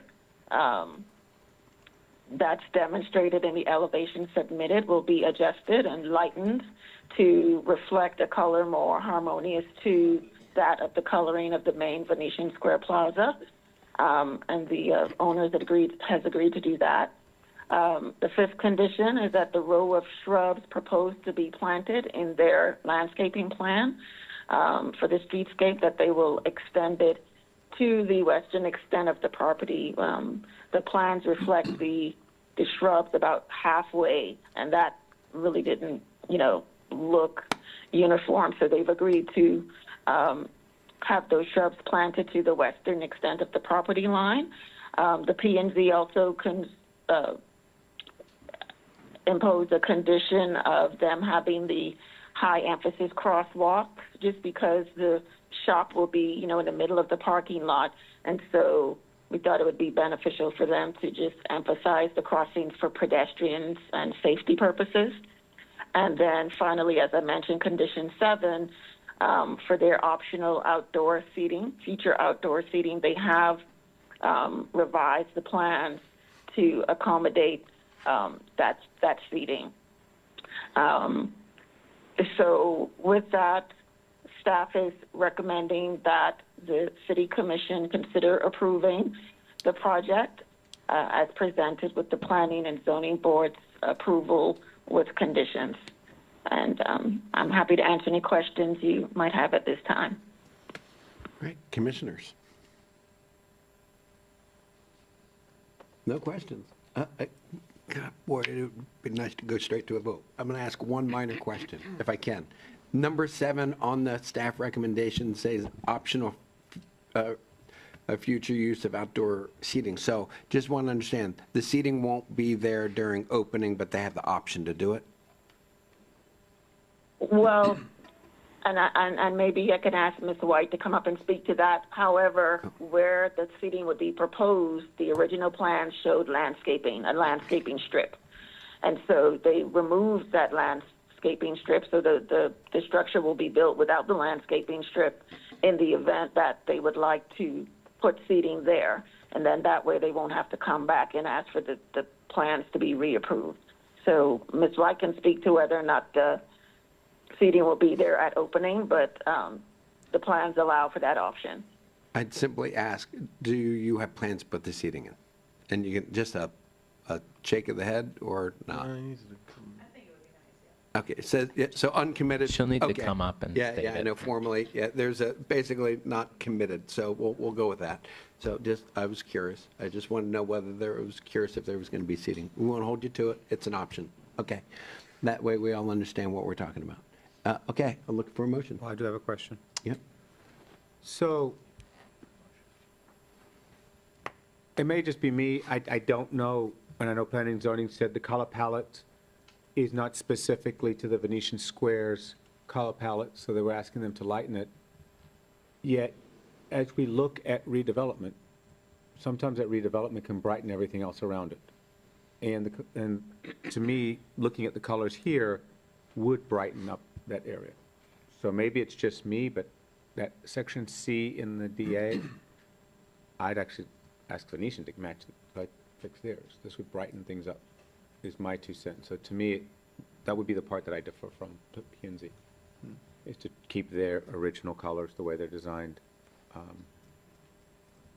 That would be my. Yeah. I know it's a nuanced thing. Cade, where are you looking so I can? It's on, Human Being Development Agreement with PZ Conditions Form, page 3 of 11. It has A through F on there. I'm so sorry. Tell me the file first. The It's Human Being final staff Development. report. aesthetic, the human being Final aesthetic. staff Thank you, report. thank you. Okay. Is it aesthetic? Or you go to the final Yeah. staff report. Oh, maybe, okay. I was on the So it's like actual black document. and brown different and place. gray, kind of, right? The Yeah. one that, Look, if I can respond, yeah, this is not a deal killer by any means. No, but it's just but- me. Yeah, right. But I would, I'll tell you, the folks the family that came through and redeveloped that shopping center, spent millions of dollars in upgrading that, bringing in new tenants, bringing in the gym, upgrading the utilities, doing a great deal of work on the exterior, to now turn right around 2 years later and make them redo it. No, they don't to have, help they don't have to her- redo it. What I'm Right. saying is with this redevelopment, it will brighten up the area, bring people there. I'm not asking Venetian to do anything. I'm specifically saying, I think this could be a benefit to that whole plaza. It would brighten up the plaza. It'd be a standalone. Be a standalone color because it's out in the middle of the parking lot. Right. Well, it's actually on 434. It brings people And into as a that. franchisor, I just was kind of curious if the franchisor was okay with color changes. So, Okay, at this point, you'd have to stand up and Yeah, and sorry. state your name and address for the record. And are you comfortable with this change? Well, this is, I mean, we P put and this Z has to made bed this as soon request. as we It's just can. me looking at things. Yeah, no, I'm with you. And I see the not proposed brown, but I don't see the change. yeah, it's what we're looking at. She said, well, she actually said they didn't have the color change. Guys, They don't have Slow that down, in the guys, report. slow Yeah. down. That's So I'm Jan White, East SR 434. So there, at this point, it's just been such a long process, and they were like, whatever y'all need to do to get it done. Yeah. I do think the original thing that I wanted to do that got shut down at the original planning meeting was the best, but I'm happy to resubmit several of those if y'all want to check those out and, rubber stamp those, but we'll do, I mean, I'm gonna do the best I can to make it look as nice as it possibly can. So the color, we can color match what the Planet Fitness has. I do think they have some proprietary color stuff going on that maybe it can't be changed because of something they have already done. But if you guys are fine with the colors that are there, that's the typical human being look. That's kind I of think their standard. This one right here. Yeah, it's pretty important for brand recognition. And if you look at the picture. But the signage, those things, those would remain the same. So we're basically talking about the main color of the building. We could shift and make it lighter. So it's supposed to be brown, but the city has asked for it to be gray. Correct. Or, lighter Lighter. specifically. It's not really gray. I would, if I Cream or could, brown. I would really recommend the staff, planning and zoning board, and a lot of other folks, engineers and everyone have put a great deal of work in it. Mayor, They've met. I'm only just planning trying- and zoning- only I'll let planning you- and zoning. I'll This let is- you- I'll let you speak when it's your turn, please. We don't interrupt. It's a collegial body. Let me finish my sentence. It is my turn. Let's just simply move, let's let these folks build their building, let's move forward. That's all I'm saying. They put it to go through and nitpick and make changes. It's a valid point. I'm No, not it's not just arguing that the it's a point. valid point. If we vote on it, it's in the DA. Right. And so I want to make sure that that piece of the DA is the piece that I'm asking us if we want to hold them to that standard. Because once we say yes to the DA, they have to do that. I agree with Commissioner Resnick, and it just brings up a point that I've made in multiple commission meetings, especially when we were discussing the boards, that we have delays and delays and delays. That is a freezing of capital, and that negative cash flow is exactly why we have such problems in the city with businesses then staying in business. It's because they have to waste so much money in the process to get here. We should have, Virginia's rocket docket should be our motto for getting businesses up and running, started, permitted, the whole 9 yards, which is why we had such a spirited permitting conversation just a little while ago. I think that the business should be able to use the colors of their franchise and the colors that they seem, to be best for them, because ultimately it's their capital at stake. And they're not going to put a building there that is going to get and not attract people to come to their building or to come to their business. That's the whole point of, investing that capital. So I would want to see that stricken. I'd like to see the entire planning and zoning board stricken, but, we'll go there at another time. Okay, so let's come back to one simple point. Are we going to pull No, the just, we can one change that item? one. We don't have to pull anything. We just can change that condition. Yeah, exactly. So we're back to, we're effectively changing item, Sections. item 4. Right. Item 4, right, building color palette, and we will leave it up to your discretion whether you use your original or the lighter one that the city staff. That's just requested. me. I haven't heard anything. No, you guys have to make the motion. And you have a motion. And that can be done in a motion, but we do have to have a public hearing. Yeah, thanks. Okay. So are there any further changes? Can I ask one question? Sure. You said you had an original proposal. Is there anything else that we took away that you would have liked to see? That was it. I mean, it Okay. was, I it was just a black building with like more of the wood grain and, you know, really popped because all of the signage is more of like a gold kind of bronze. It was really pretty. It actually cost more for me, but anyway. And since you're up here as a special point, I represent the west side. I drive by your location or Okay. future location literally multiple times I'm a day. excited. Can't wait to So serve everybody. I'm excited, and thank you for bringing business to Western Winter Yeah, Springs. thank you guys. I'm glad we're finally here, so I appreciate the time. Okay. I think with Ileana's, Are we- it will be a clear indication. Gentlemen, that please it's don't, successful. guys, we got to, right, this is all for the record, right? So, thank you. Yeah, thank you. Hopefully we move along. Now, if there's no further public discussion, then we'll open it to public input. Okay, so then specifically for discussion of the human being and this business coming to Winter Springs, is there anyone that would like to specifically address I'll make a this business? Well, I'll make a motion. There's a motion already. Can't be. I was just asking for public input. Oh. It's public input? Right? Okay. You make a motion? So we're just asking for public input. It's a public hearings agenda item. So we're going to just ask anyone that would like to address this topic.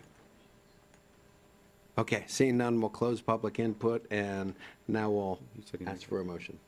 I made a motion Okay, and it is? to approve it. With what conditions, for the record? Well, with the conditions that she gets to pick her color.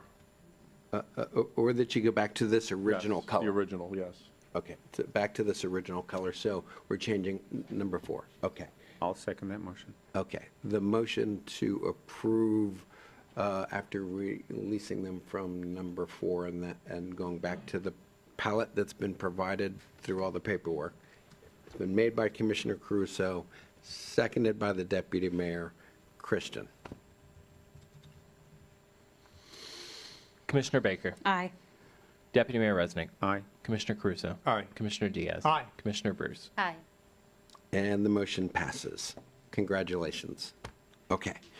Right, then, item 402. First reading of ordinance 2025-06, amendment to chapter 14 personnel. We need a motion to read by title only. Motion to read by title only. Second. Made by Deputy Mayor, seconded by Commissioner Diaz. All in favor of reading by title only? Aye. Aye. Aye. Unanimous? Anthony? Ordinance number 2025-06, an ordinance of the City Commission of the City of Winter Springs, Florida, amending the Code of Ordinances of the City of Winter Springs, Florida, amending Chapter 14 Personnel, Article 1 in general, and in Article 2, Old Age and Survivors Insurance, providing for the repeal of prior inconsistent ordinances and resolutions, incorporation into the code, severability, and an effective date. This is first reading of this item, also a public hearing item. At the request of the city manager, I prepared this item, proposing amendments to Section 14-1 regarding the establishment of a personnel policy. In lieu of the current provision, which requires the city commission to always approve and ratify by resolution the personnel policy, the manager is proposing a framework by which the city manager would, and staff would have to put together a personnel policy where he would have the flexibility to make changes when necessary. Of course, it would adhere to all the framework that's set forth in the proposed code. In addition, in reviewing Chapter 14, there's an old provision in the code regarding Old Age and Survivors Insurance Act, AKA the Social Security Act, prior to 1991. The local governments had to have explicit authorization as to who would be covered under that federal act. The ordinance has been on the books. It looks like it's been on the books since 1974. That language now is no longer necessary. So proposing that language be stricken from the code, since we're in Chapter 14 making a proposed modification. Mayor. And Commissioners, discussion? None? No discussion? Okay, then we'll open it straight, we'll go straight to public input on this item. Item 402, anyone that would like to address updating ordinances and personnel policies? Seeing none, we'll close public input, and I'd ask for a motion. I'll make that motion to approve item 402 as presented. Great. Motion's made by the Deputy Mayor. Second? Second. Seconded by Commissioner Crusoe. Christian? Hold on. Deputy Mayor Resnick. Aye. Commissioner Caruso. Aye. Commissioner Diaz. No. Commissioner Bruce. Aye. Commissioner Baker. Aye. And motion passes. And that brings us to item 403, first reading of ordinance 2025-08, creation of Parks, Recs, and Mobility Committee, and a motion to read by title only. So moved. Motion's made by Deputy Mayor. Can I get a second? To read by title only, but made by Commissioner Crusoe. All in favor? Aye. Commissioner Diaz, is that an aye?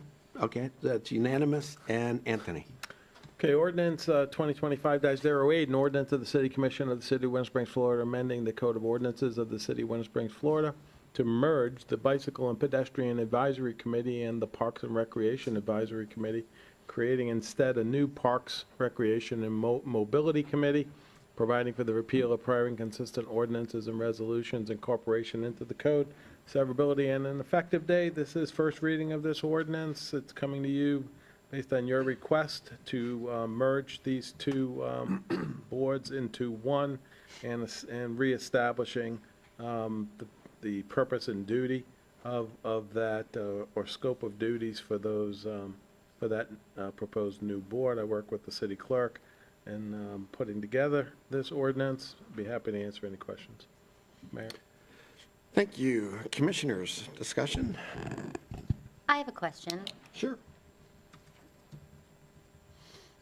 Let me find it. It states that there's 5 members, or I'm sorry, 7 members, but there can be 2 members at large.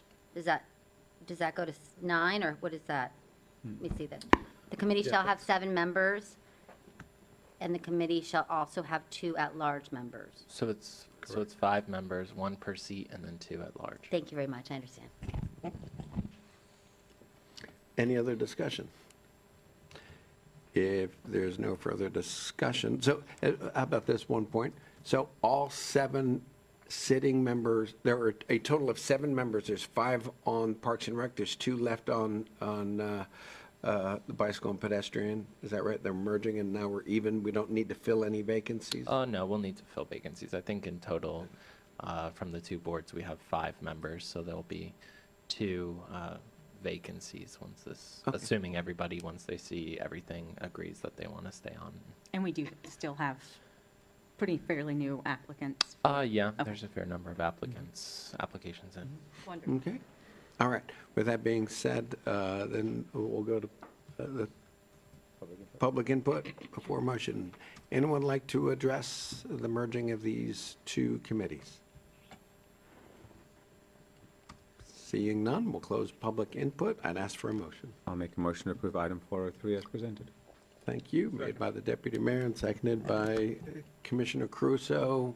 Christian? Commissioner Caruso. Aye. Commissioner Diaz. No. Commissioner Bruce. Aye. Commissioner Baker. Aye. Deputy Mayor Resnick. Aye. And the motion passes. And that brings us then to the regular agenda and item 500, the interlocal agreement with the City of Oviedo and Winter Springs, the delivery of water and sewer to State Road 434 parcel. Who will be beginning that discussion? I mean, I'd be happy to. I think it's pretty straightforward. You had a request, the city commission had a request made by a property owner looking to develop a small retail project over there by the 417 interchange. His dilemma, of course, or their dilemma is one property's within the city of Winter Springs and the other's in the city of Oviedo.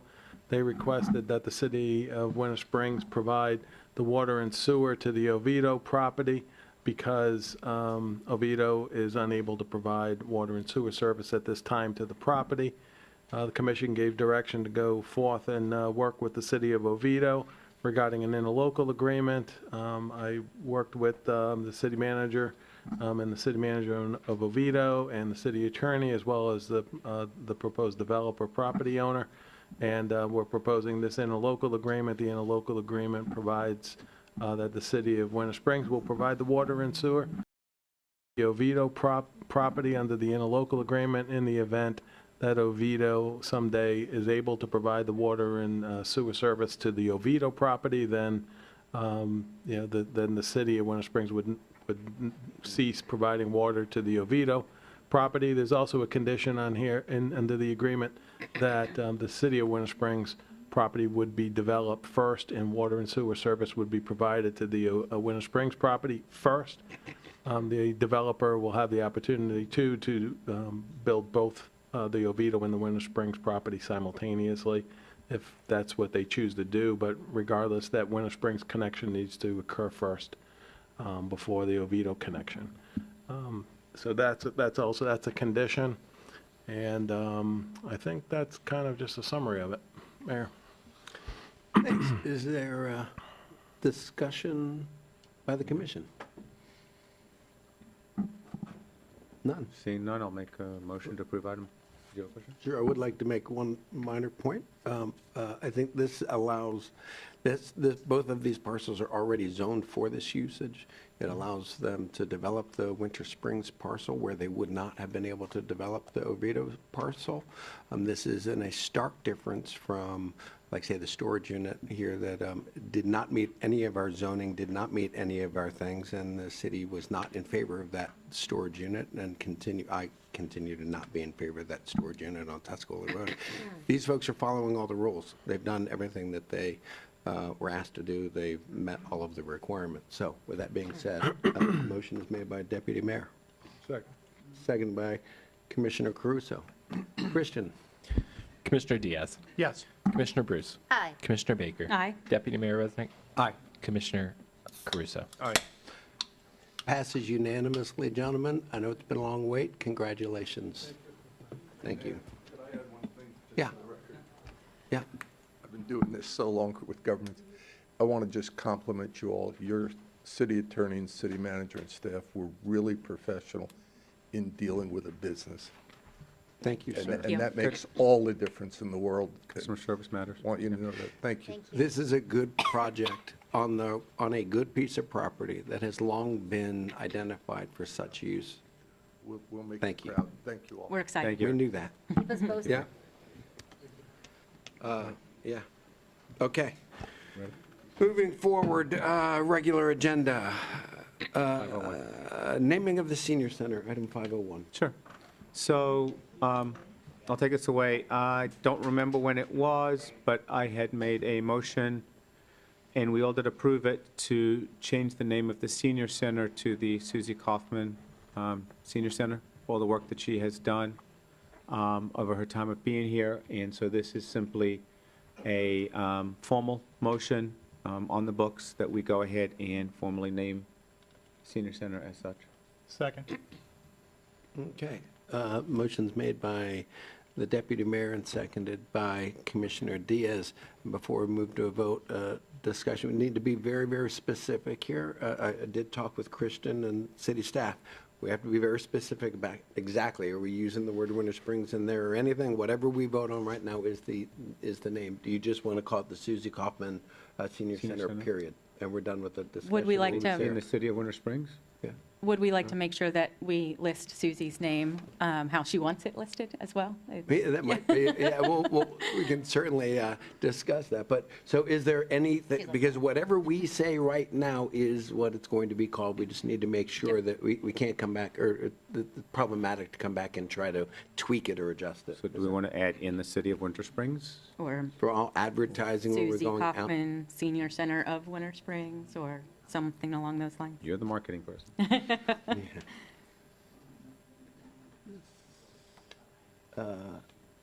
Yeah, how did you just word that? The Susie Kaufman Senior Center of Winter Springs. Sounds good. Or the Susie Kaufman Winter Springs Senior Center. Yeah. Susie Kaufman, Winter Springs Senior Center. I do like having the name Winter Springs in there as well, if there's no objection from the family or anybody else. Okay. So what Victoria said. So it's. Yep. So, Susie Kaufman Winter Springs Senior Center. The. Sounds good. The. Yeah. The. The. Call the question. Okay, so, Or do we need? Motion amended. motion is amended. The motion was made by the deputy mayor and seconded by Commissioner Diaz, if I'm not mistaken, and Christian. Okay. Commissioner Bruce. Aye. Commissioner Baker. Aye. Deputy Mayor Resnick. Aye. Commissioner Crusoe. Aye. Commissioner Diaz. Aye. Unanimous. Congratulations. Susie and family, thank you for all your hard work. Thanks. That's nice. Another piece of good, happy news that reflects our city well. It's gonna make me cry. All right. Item 502, discussion on stormwater and preparation for the hurricane season. That was me. Okay. All right, so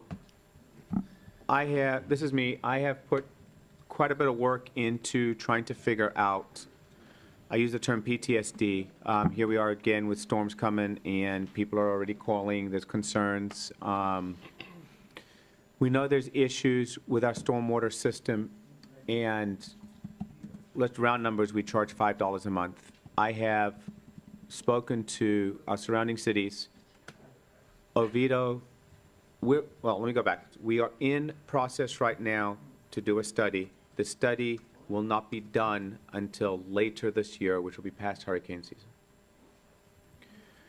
I spoke to Oviedo, who's done a similar study already. They are going to slowly build up their stormwater fee up to $45, but they raised it to $15 now, again, round numbers, up to $45. Castleberry is in process of changing theirs. Longwood is in process of changing theirs. Sanford recently did change theirs, and Brian, I'm looking at you, it's like, well, theirs is $10 a month, round up, right? Sanford? Sanford, yeah. So, in all my calls, every city pretty much said, we have to raise ours. The only city who is not planning to raise theirs is Lake Mary. With that being said, I would like us to have a conversation, whether we do it tonight or bring it back for another conversation, that we take an honest look now at raising our stormwater fee before we get to the hurricane season, so we can do the work necessary and prep everything by hiring the staff we need and getting things done sooner rather than later. Get it into the 25-26 budget year and get everything done. It will be, if we're like Oviedo, because I compare us much to Oviedo, and we get this Reftela study and it says 45, I would hate to go to the residents and go, hey, guess what? We're bumping you to 45. I'd rather us bump it now either to $10 or $15 and slowly then build from there.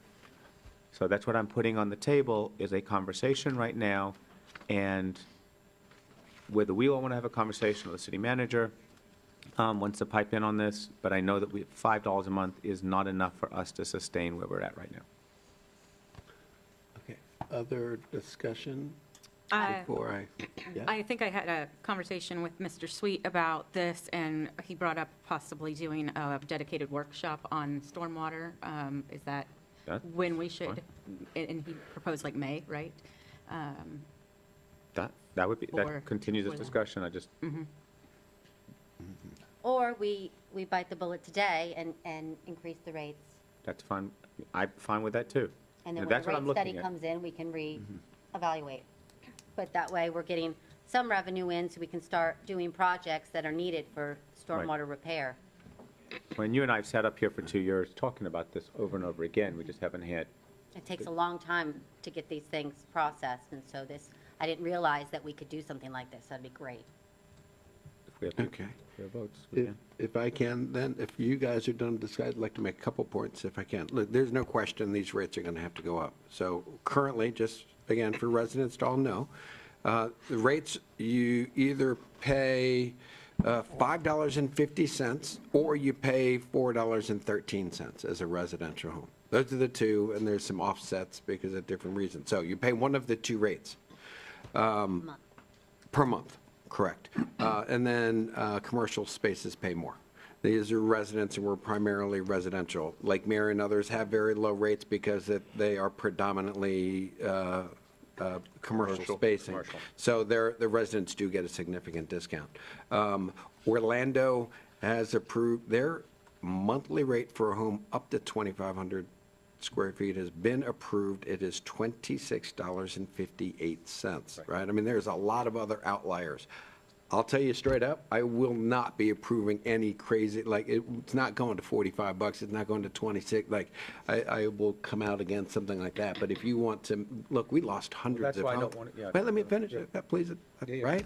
Once again, we lost hundreds of homes during Hurricane Ian, and we have a responsibility to do something. We just simply need to take a bite out of the apple now so that we don't, and I would agree with you, Commissioner and Deputy Mayor, that we need to probably do some step, but we just can't just make sure it's a step. Right. I think we can run through them, but yeah, Altamont's at $7, Sanford's at $10, Oviedo's at 15, Castleberry's at 10, and then Longwood and Lake Mary are both very low at $6 and $4. So where do we want to go? I just wanted to have my piece. Commissioner Diaz. If the city manager can clarify for me, can general funds, general revenue be used towards stormwater? Yes. For instance, the Seminole County does not have a stormwater utility enterprise. So those that don't have it, you can use ad valorem, as part of your general fund operations. But we have a stormwater utility enterprise fund, and we don't commingle that. So you can, there is the ability to utilize general fund revenue to cover stormwater costs. Most of our capital-related items that the city of Winter Springs handles have been paid for through penny sales tax, through the third-gen work, and will probably likely continue in many things for, not, again, that you can't use penny sales tax for ongoing general maintenance. So that causes a problem with our ongoing maintenance issues and just being able to maintain the infrastructure that we do have. But just to clarify, general funds can go into the stormwater fund, Into the stormwater fund? into the fund that we're trying to capitalize here with a fee and tax increase? No, So money cannot go into that fund? correct. I think I've gotten two answers now to the same question. Can general revenue and general funds go into the stormwater fund for use for stormwater-related projects?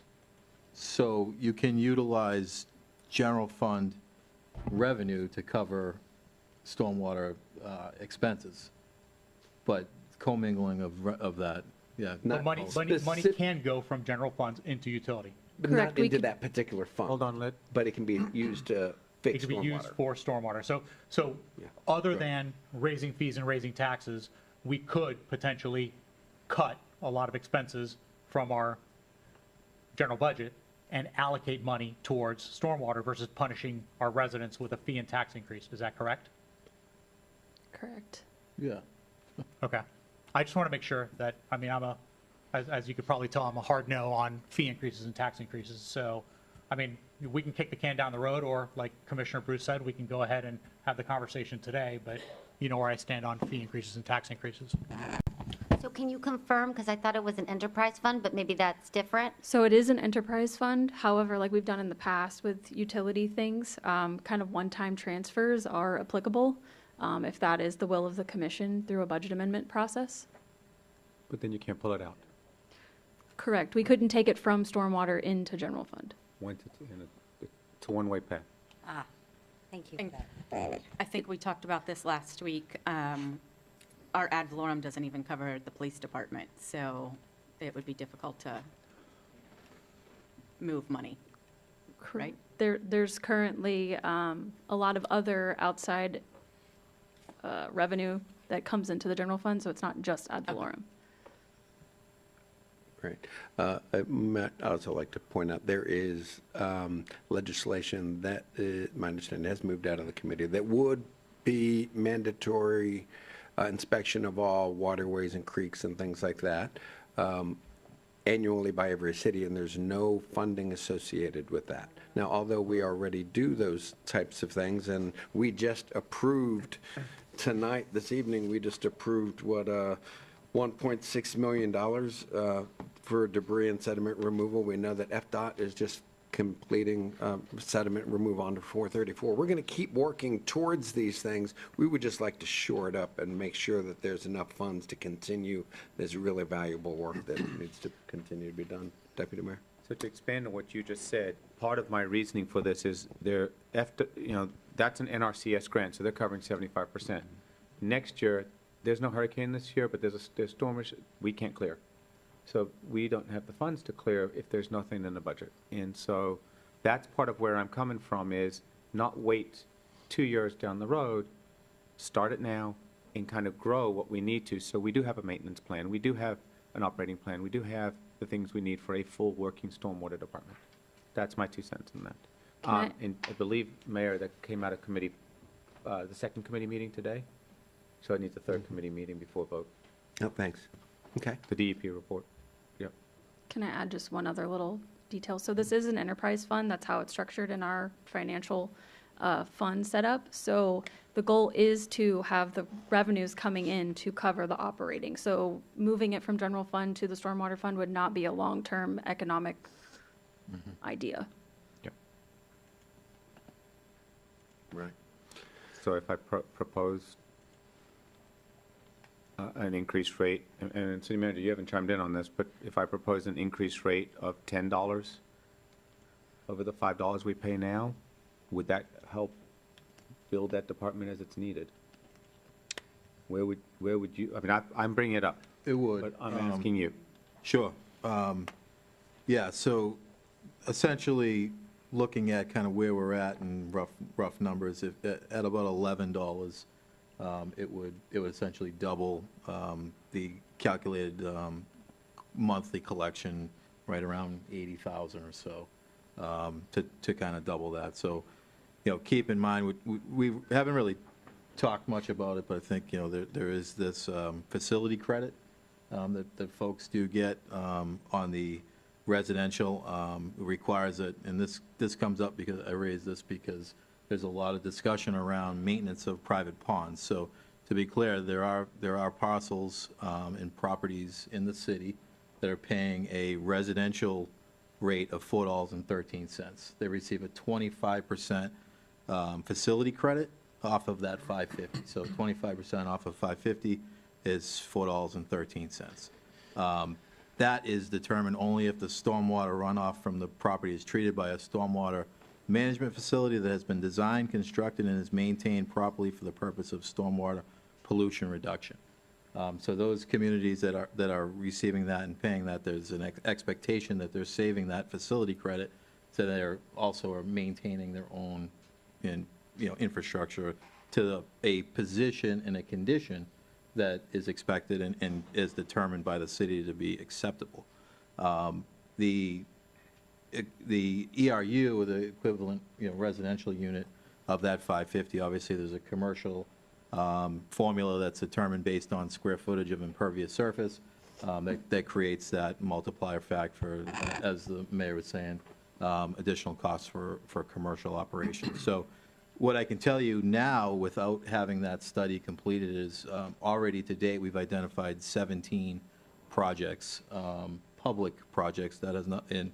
There's about another 8 or so just on private stuff, again, just focusing on public projects on the stormwater improvement system that will require capital investment beyond what the fund can incur. In addition, the city would intend to hire additional staff to improve the maintenance and service throughout the city. The current stormwater team that exists is extremely minimal, and the extent of what the city is required to maintain and keep up with isn't adequate. So I think out of all of that, you'll see there's a demand for staff, there's a demand for equipment, and all of these things, of which the current enterprise system and revenue collection is not sustainable and is not covering our actual true expenses related to that. So whatever that rate may be, if I looked at it at 8 and 11, call it 10. There is that, again, just putting that out there that if it's $10, some of those some of those ones that are receiving that facility credit are actually paying $8, but others are, even amongst us here, of who's paying what. You and I. And can you confirm, you said 80,000, I believe, is that Yeah, that's the just a kind anticipated of a, increased revenue we would receive every month? if it were to double, would, you know, okay. that's, again, just sort of a back of the envelope with No, that's kind of fabulous. looking at, based on actual water meters and those that are identified. There are some that Yes. are not on the, obviously, the water sewer billing, you know, particularly in the Ranchlands area and others that do pay a stormwater fee. But at a minimum, that's about just an easy assumption based on, assuming the residents based on the water meters of about 14,500 water meters. And these funds could be used for water meters? No. No. No. Got Yeah, no, that's just a, kind of, the point there is that the expenses and costs to maintaining the city's stormwater is certainly not keeping up. The revenue that's received from that is not keeping up with our expenses today, as well as anticipated known expenses that we are going to be incurring.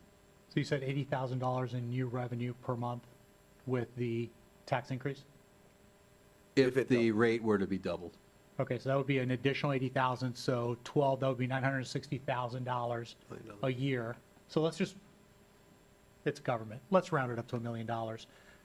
Can the finance director find $1 million to cut from the budget, maybe $2 million?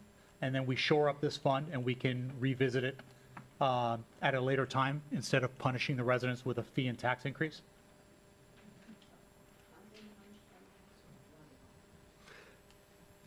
Can we find $2 million worth of cuts? I mean, we've had quite a bit of increases and a lot of issues here in the last budget year. I mean, can we find $2 million worth of cuts? I mean, I can probably earmark $13 million worth of cuts, but let's just start with 2. Okay, so if we can, I would ask, guys, we got a number of people that are kind of following the rules. Let's go back to pushing your button and things like that. But if we can, I believe the question was, and with Holly standing here, the very last question, Holly, do you think it's possible for us to find $2 million to cut from the budget for the next fiscal year? That's the question being asked. For the next fiscal year or the current fiscal year? Next. Is that right? That was the question? Both. I'd be more than happy to entertain rescission motions as well. I do not have an answer to that question, standing here at the podium, not being prepared. I mean, I can probably find multi-million Keep in dollars. mind that, go ahead. Buttons, folks. Commissioner I don't have a Crusoe. button. Commissioner Crusoe. My button's red. I follow the rules. Thanks. You jumped ahead there a little bit. Okay, thanks. Go ahead.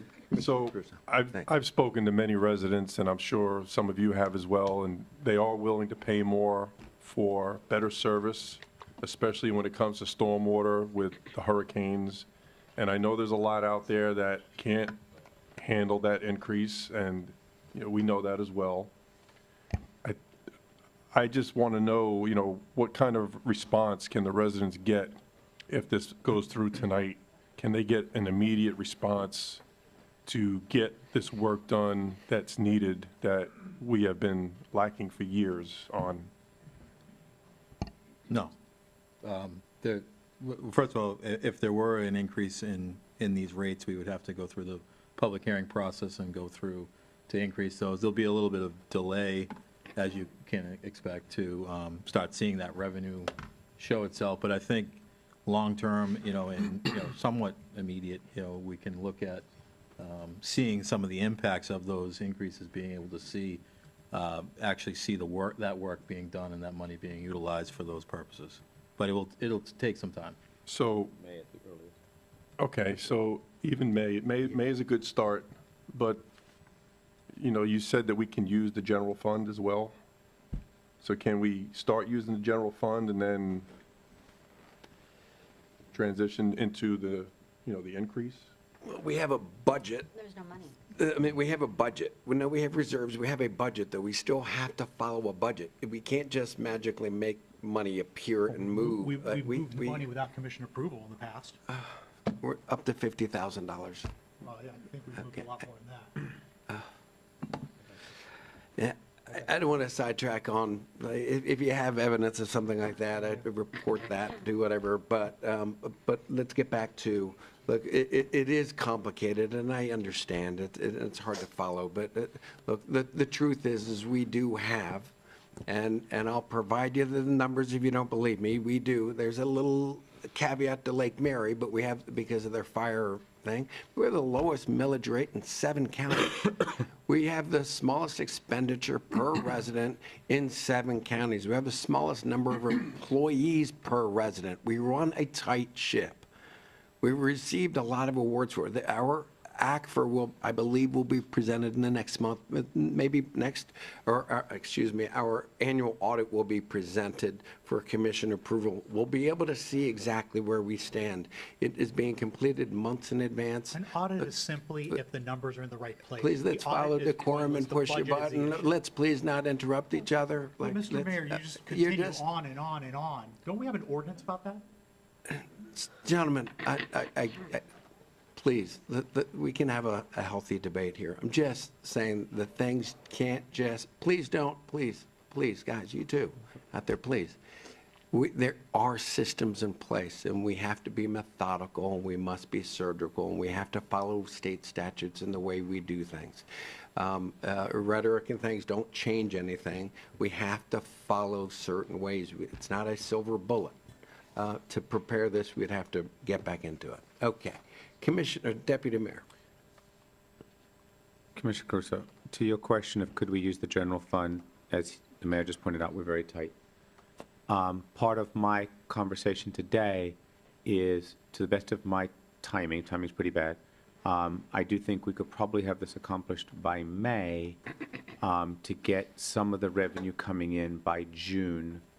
But realistically, it's also a big push for the next time frame where we would need to be going through both stormwater ponds and maintenance in the creeks, which is being done by NRCS right now. Any kind of culverts that need to be cleaned out and/or culverts that need to be repaired, things like that, so we can really get on it through the rest of the summer. That's my 2 cents for it. And both the finance person and city manager, you can tell me I'm way off base here, but I think my timing seems to be there. That's my caveat for why we're doing this, why I'm bringing this up now. A lot of it, like you say, get phone calls. Already started getting phone calls. Obviously, we had tornadoes that were just around the corner. My phone was going off the hook because of it. Like, what are we doing in case of this, and this? Not, tornadoes are different, but what ifs? So that's what spurred me to do this. Yeah, if I could, just so you understand, kind of coming back to the agenda, a topic of where we're at, to give a sense of where we stand kind of with or without any revenue increases. The Stormwater Department typically begins in early April, vacuuming out inlets and pipes throughout the city, particularly in the low-lying areas of Oak Forest, the ranch lands and highlands. As we are near early May, the inspections are made at the locations of about 40 key locations that are known areas, and work is done at as part of an ongoing spring and pre-inspection requirement. In addition, contractors are cleaning out the trees and other debris, as well as sediment from the creeks throughout the city. As soon as we can get this RFP out there and start to get the contract, we anticipate those efforts will begin in probably late May to early June. Get that work done. The mayor mentioned the work that's being done out at 434 and 419. And that work, I think we'll see some significant improvements getting that cleaned out and getting water conveyed quicker to the lake. So there are a number of things that are actively going on in the stormwater team. We've already been having these meetings on a frequent basis of what do we need to be doing and planning for that. So that work will continue. To that point, as you stated, the number of these other projects and areas take money and revenue and people and equipment and things to be able to accomplish. And without starting to see an increase in revenue coming in, those additional things will not be able, it's beyond our existing capacity and funding availability to be able to accomplish. Right, so. Do you want to make a motion for tonight? Sure, we're going to I would, Press okay. button. Have the staff come bring something back? Are we going to schedule a workshop, or are we going to do whatever you like? The commissioner, they mentioned a workshop in May, but that would take us till July to get the money. But go ahead. Commissioner Diaz. Well, I mean, in typical government form, all we've heard is fear. I haven't heard any arguments in favor of a tax increase or a fee increase on the people. All I hear is, pay more, you're going to get mugged. Pay more, you're going to drown. Pay more of this, pay more of that, instead of looking at potential cuts that can be made, maybe even rescissions to the current budget, and bringing some money back and clawing back money that has been unused. So in all reality, we don't have a revenue problem. We have a spending problem. We start with spending, and then after we have cut more and looked at every last possible place where we can, allocate funds from the existing revenue that we have from the city, then we can go ahead and come back to the residents honestly and say, look, this is what we've done. Here's A, B. Do a whole PowerPoint up here and show these are the, $10 million worth of cuts that we've already made. Now we are really running, legitimately lean, and then come back and say, this is what we need it for, not the fear and let's get this done immediately. And, even with the budget, not having numbers with enough time to then be able to legitimately go ahead and discuss line item by line item. I mean, you guys like your committees so much. Why don't we have a committee that's going to go ahead and a blue ribbon panel of the city to go over line item by line item of the city and actually go ahead and allocate, the necessary cuts. So our residents don't have to be freaked out every time there is a storm, because the reason they're freaked out when we have a storm is because the city has not done what it was supposed to do. And now it's saying, hey, but you know what? Give us more money so we can continue not doing what we haven't done. Hard no on a tax increase, hard no on a fee increase. Let's go back to the budget. Let's make the necessary cuts. If you want $80,000 a month in revenue to this fund, go find $80,000 a month worth of cuts. Okay, lack of. I'll make a motion to take our stormwater fee, which is currently where it's at, and set it at $10 in order to start the process of increasing the stormwater so we can do what we need to do for the residents who need it. I'll make a motion to approve. Go ahead. And so the motion made by the deputy mayor. Before we go to a second, is this something for the city attorney and for the city manager? Is this something that needs to actually be drawn up and then brought back for us to vote on? Yes. Thank you. Stormwater user fee has to be adopted by ordinance. So the ordinance has to be written up the direction that. But I can make the direction. You can certainly make a motion to give direction. That's how I'm taking that motion. Thank you. So the direction being voted on is to ask the city manager and the city attorney to come back with an ordinance to increase that base rate of 10, of which people get discounts from. You pulled $10 out. Is there a second? We'll ask for a second. I will and then- second. Okay, that's seconded by Commissioner Bruce. Is there any other discussion about other amounts or anything? I do have one question, if we're not going to debate any other parts of that real quick. Mr. Sweet, can I ask just a clarification? We know that some residents pay $5.50. Other residents pay, you said $4.14. I was thinking it was $4.40, whatever. They pay 25% less because they have some type of reservoir where their stormwater goes into. I heard that.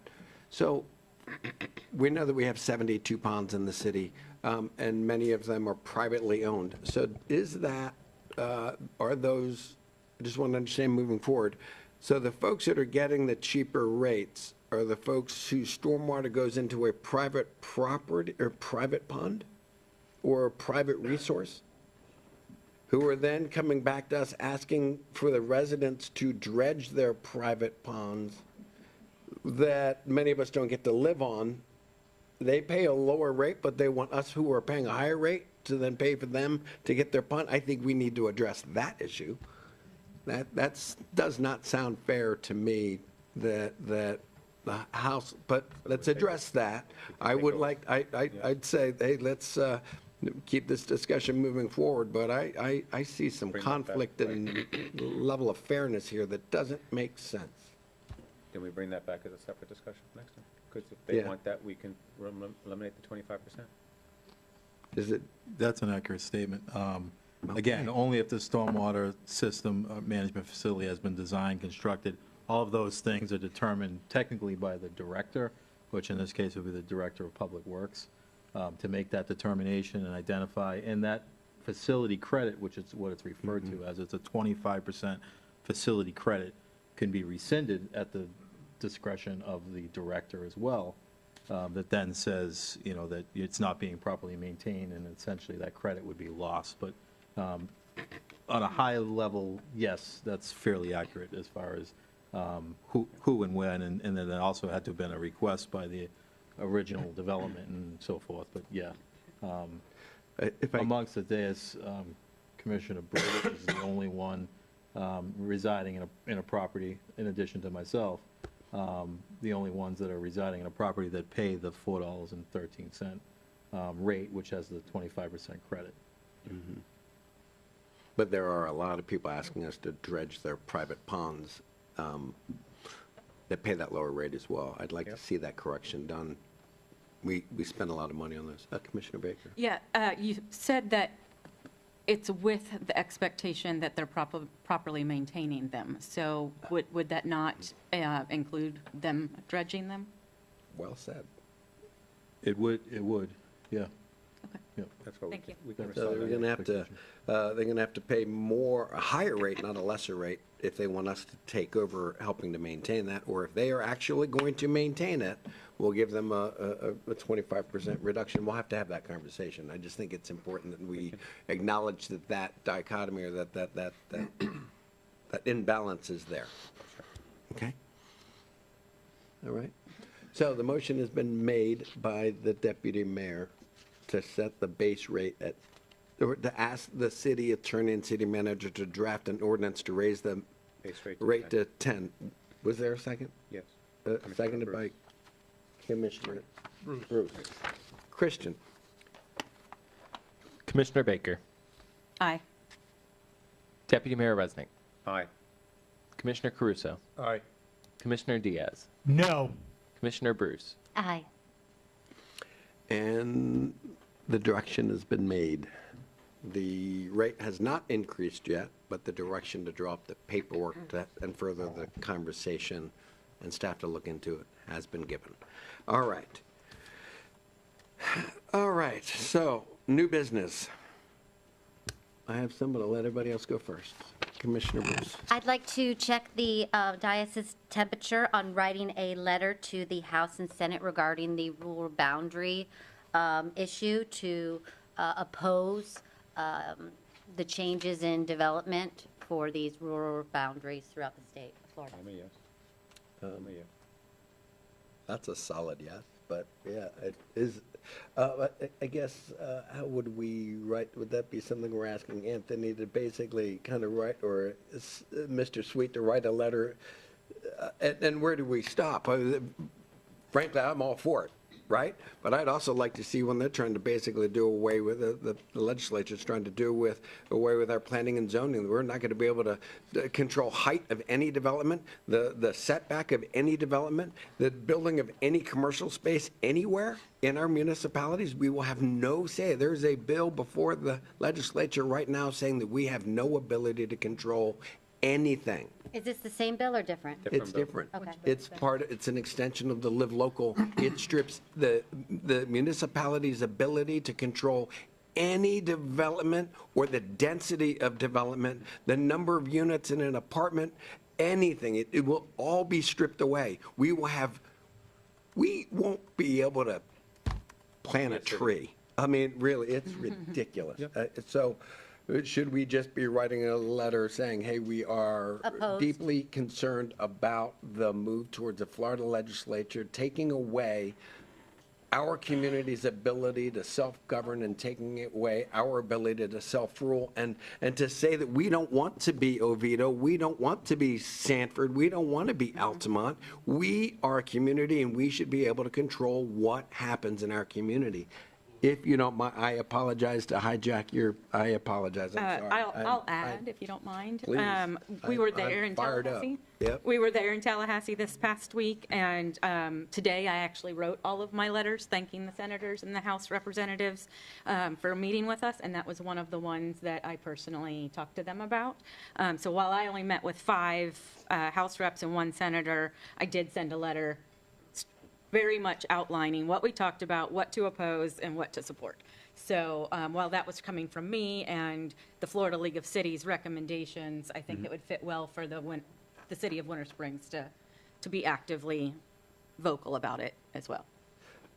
Would you be comfortable forwarding Absolutely. that letter to Christian? Christian can share it with us, and then we can each take a look at it and see if we're comfortable signing it or make recommendations for changes before that. Does that I sound think there'll reasonable? probably be additional bills that we'll want to talk about besides the ones that we talked about, Yeah. you know, during legislation week. But, obviously I'd like it to look a little bit different than what my letter was, Yep. just because mine was very specific and thanking them for.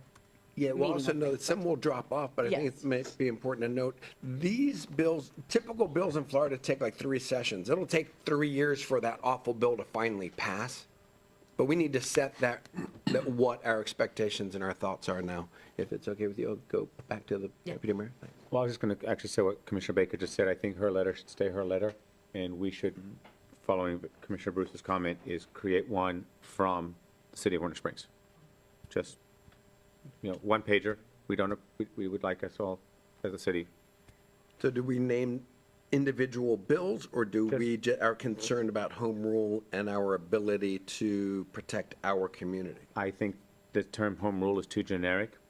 I think it needs to be specific to the rural boundary and then specific to the development bill. I think we need 2 separate letters. And cite the bill numbers. Yeah. Okay. So who's And going then to put the write Senate this and up? Our attorney. And he pointed at Or the city manager. Or city manager. I'll work with the manager. We'll come up with something. You'll come up with something.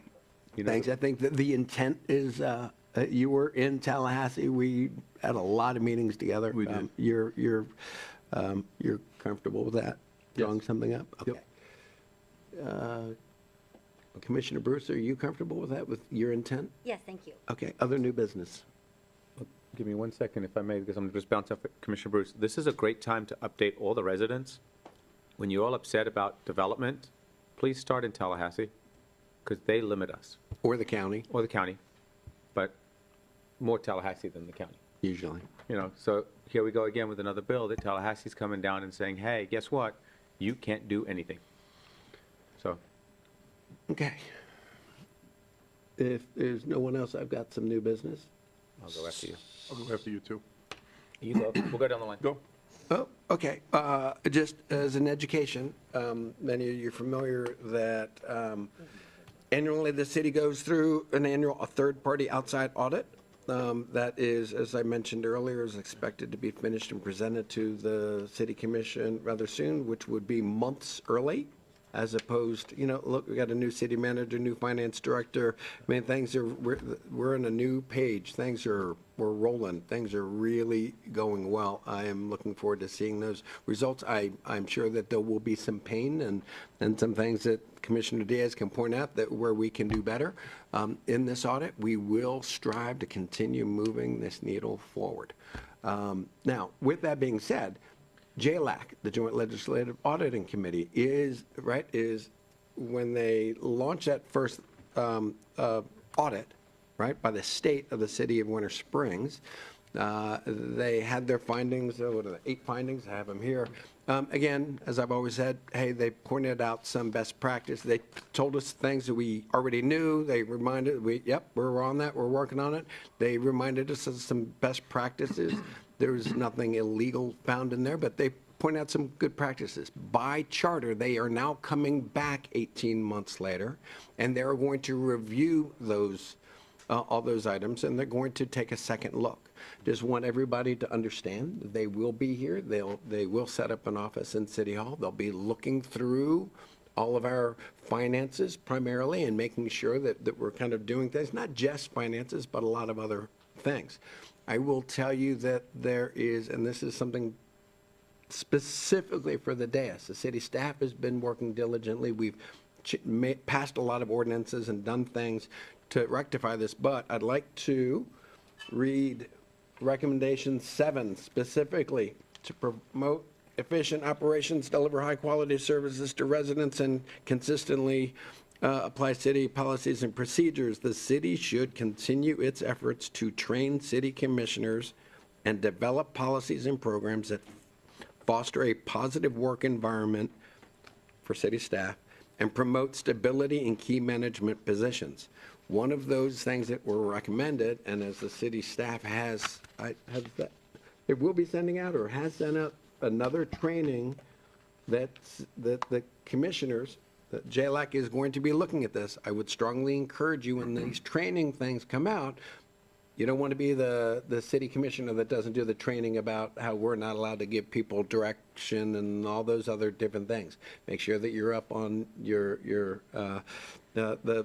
ethics training and things that'll be held in Castleberry, but this is more specific, and the city staff is going to move forward. We're going to be running through a lot of different findings, and we're going to make sure that every single box is checked, T is crossed, and things are done. I'd recommend that you take full advantage of these abilities for training. If I could just add to that, Mr. Mayor.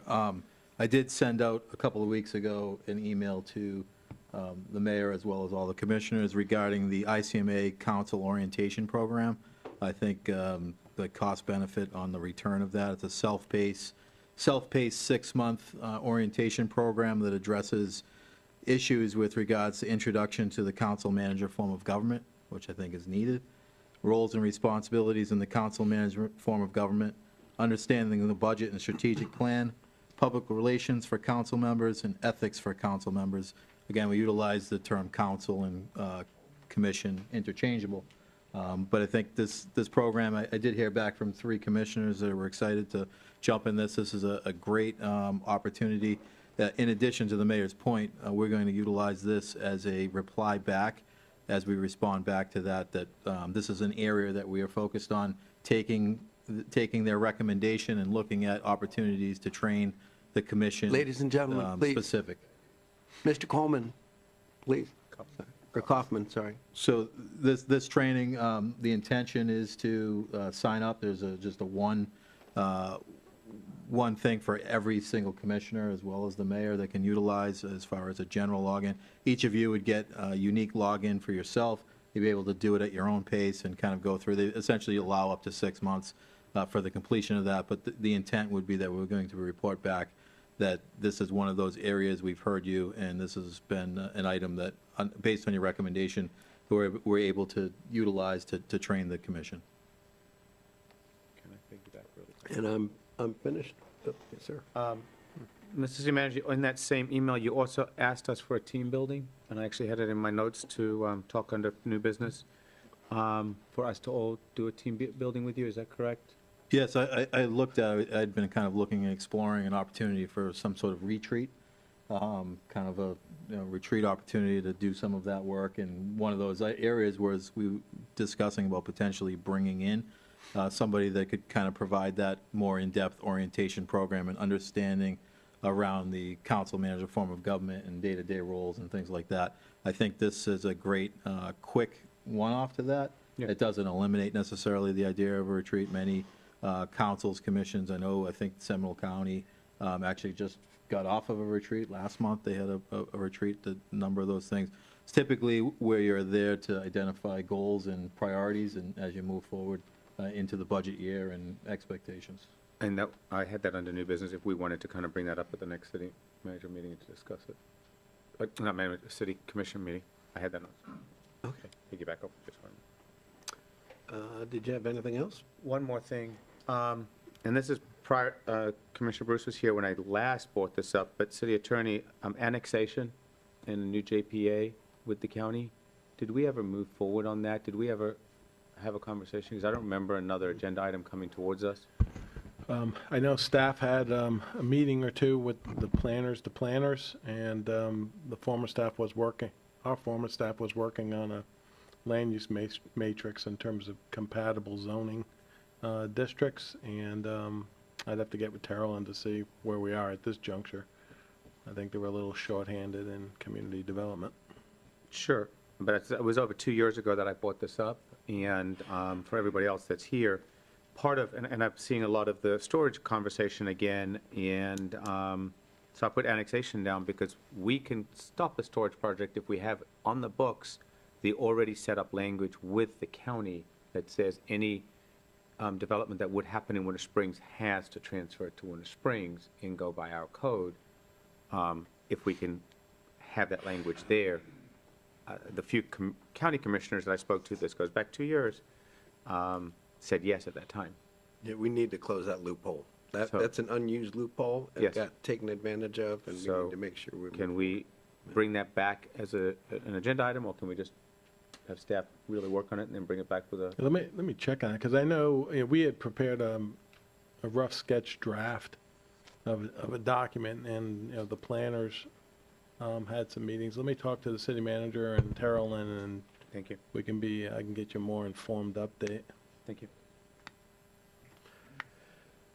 Commissioner Crusoe. Two things, they're not as good as those, but one being the speed limit on Winter Springs Boulevard. I'd like to have that discussion to get law enforcement's recommendation, possibly bring the speed limit back to 30 instead of 25.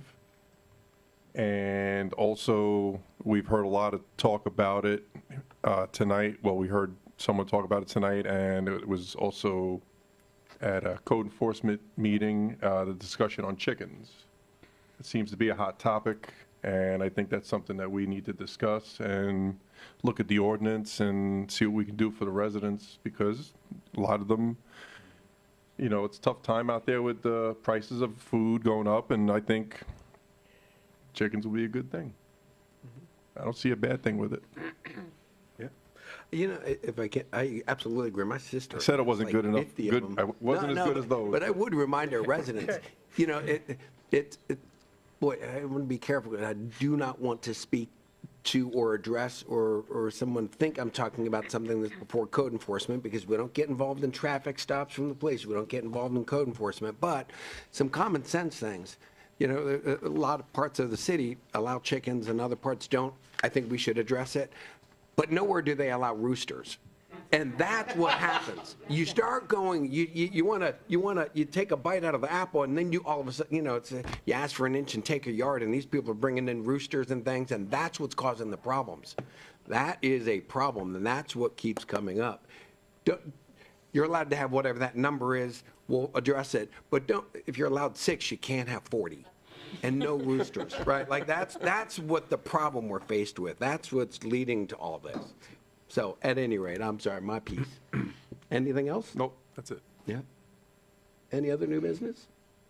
Well, Mr. Mayor, we received a letter that the city manager went ahead and forwarded to all of us from the governor and from the governor's office regarding a response. And obviously, that was just based on statute, what that response would be. Obviously, there were some no answers and what have you, and we were going to look into it. You specifically, for those listening, the Doge. There was a letter from the governor, discussing municipal spending and the Doge initiative at the state level. And it's a conversation we've had in different facets here on the dais over the last few months or what have you, where it's come up as a topic. But since we did get that letter and we're supposed to respond by a set date and time, and I know obviously what that response is going to be, this might be a really good opportunity as we're leading into the budget workshop time to perhaps allow the governor's staff on their dime versus spending our dime internally here. I mean, I've heard ad nauseum how, we don't have money, we don't have staff, we don't have this, we don't have that, we don't have resources. Well, the state is graciously offering resources, and so has the county, through the comptroller's office, graciously offered us resources to be able to allow us to look line item by line item in our budget and see, opportunities to save the taxpayers money and not have to have, for example, violent fee and tax increases, punishing residents for the sins of the past, when we can go ahead and look internally at our budget. And I'd like the opportunity to bring up, perhaps in the next commission meeting, where as a body, we can go ahead and bring, the governor's staff, maybe the comptroller's staff in and assist us, because, Mr. Mayor, you're talking a lot about, the CAFR report and the audit report. That's hindsight. That's a rearview mirror. That's not the future. That is just letting us know that, the round pegs are in the round hole and so forth. It's historical. And obviously, reports in the past have brought some concerns from the auditors. And in many cases we saw this in the last year when those discussions were coming up, that in many cases the auditors were asking for more supporting documentation in their audit process. And I look forward to seeing what this year's looks like. But we should be discussing already now, way ahead of documents, since we haven't had new documents come in, and the possibility of not on our dime having the state assist us with line items on the budget, seeing where we can make some cuts, and maybe even the comptroller's office as well. I'd love to respond. You guys mind? Sure you would. Okay, absolutely. So let's boy, we can roll this one out. Please. Well, no, right? No, come on. Let's talk. We, by state statute, have an outside company that comes in every year, and they audit all of our books, and they make a formal statement as to our financial health. That is hindsight. Please, I didn't interrupt you. I let you have your talk. Well, misinformation is required, at least. Let me know when you're done. Well, I'm waiting for the misinformation to stop. Sir, please be a gentleman. And I don't. I am being a gentleman. I'm very politely saying that. Let me finish. You're referring to a historical document if it's some kind of future statement, and it's not, and that's misinforming the public. And you're doing it from up here. I'm in a very polite way saying. Sir, your rhetoric is mind-boggling. Listen, the truth is, once again, is that this state mandates every municipality have an annual outside audit. Now, moving forward, of the 7 municipalities and the county, Winter Springs, we were naive when the comptroller came to us and said, we'd like to do an audit of your financial and the use of the penny sales tax. We said, we have nothing to hide. We are the only ones that voluntarily, Mayor. wait, no, please, I have the right to speak. Let me finish. No, wait, there's a lot of, let me finish. God, ladies and gentlemen, please, I think that you can't let accusations fly and not let the residents understand what's going on. We're the only municipality in the county that voluntarily signed up for that. All the rest of the municipalities all told the comptroller to pound sand. He had no jurisdiction. We did not realize that, and look, I was new in office. I didn't understand that he ran against the penny sales tax and he just wanted to dig up trash and things and affect the next election. That's what it was. And now look, even now to this day, so we go to JLAC. Now JLAC is coming back again and they're going to take another deep dive. That is the Florida legislature. They didn't find malfeasance. They didn't find criminality. Allow them to do their thing. Now we have the governor's office, the inspector general. They found nothing, but it's still open. It's sitting out there. You're asking us to keep doing these things and keep inviting. Now we're going to invite in somebody else. Nobody's ever found, look, there will be best practices. I'm willing to listen. I'm willing to open our eyes and make changes and pass ordinances and have a fresh set of eyes. But at some point, this is getting ridiculous. Now we're going to make the same naive mistake again, and we're going to invite another outside person that they set up in here for 8 months at a time, and they take up all the staff. Remember, we turned in our last audit late because the state and the county came in and they wanted to run auditors. Our outside auditors packed their bags. They said, we'll be back in 8 months when you guys are done dealing with all these. You can't deal with these guys while we're here. Look, these are facts. You cannot have the staff. You're off topic. I'm telling you, you're asking people to come in here when it is incredibly. The letter is that we very received difficult. from the governor, the letter we received from the governor's office is a future-facing. You are talking about prior information. For example, the audit that you speak so highly about, okay, the same one that said that, we've got problems with our internal controls, okay, it is a backwards facing. It is after the fact, after all the expenses have been allocated by the budget. It's going to say how that money moved around and puts it into the financials. I'm talking about a future-facing situation where the governor's office has graciously asked if municipalities, for example, Bay County being one of them, that went ahead and said, yeah, you know what, we'll jump in, have the governor's office come in and help us with AI technology and their staff on their dime. So again, it's not costing our residents and it's not costing our city money like everything else that we do that's just, burning money in the front of City Hall here. We can go ahead and have the governor's office do this for us. And look, the reality is there's a political reality to all of us that when we start talking about cuts, nobody wants their sacred cow cut.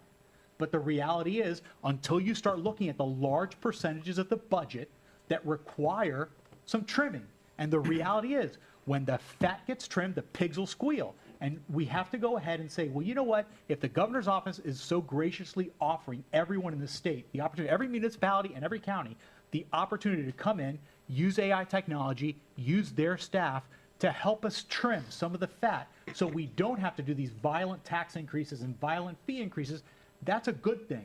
The documents you're referring to are in the past. The reports that we are giving now to Purvis Gray to go ahead and do their consolidated report is based on how the numbers fell in place last year. Again, it is a rear view mirror, not forward facing. I'm suggesting something forward facing so we don't have to have these horrible conversations like we did today about raising taxes and fees on our residents that are already strapped.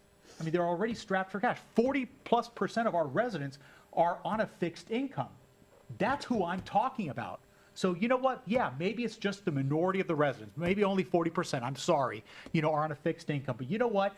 $5 here, $10 there, that starts adding up real quick. And I suggested very nicely, hey, you know what? It's $80,000 a month, $960,000 a year, $1 million. I'm just asking to move $1 million from the general fund to stormwater cleanup, which is important. You have the budget, but Let it be. You guys want to go grab a beer and fight? Go grab a beer and fight. No, we can't talk. How about we be, yes, you yeah. can. No. How about, this is philosophy. How about, he's asked for it, he's asked in the new business. If he wants to put on the agenda, then he can put it on the agenda, because that's what new business says. Thank you. Let's do it and move on. Thank you. I would agree. All Thanks. right. Lively debate. Reports next. Interesting. Yeah, thank you, sir. Okay. All right, so, any other new business?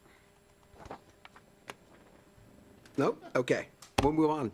Then, reports. City manager.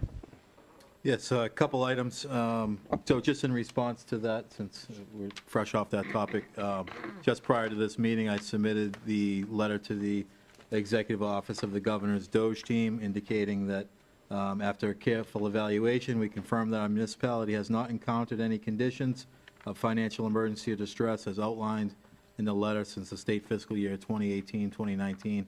I will be providing forwarding that to the commission so you can read that and utilize that as well. Those are recommendations directly from, if none are identified, direct recommendations from the Florida League of Cities and the Florida City County Managers Association as to the appropriate and correct response.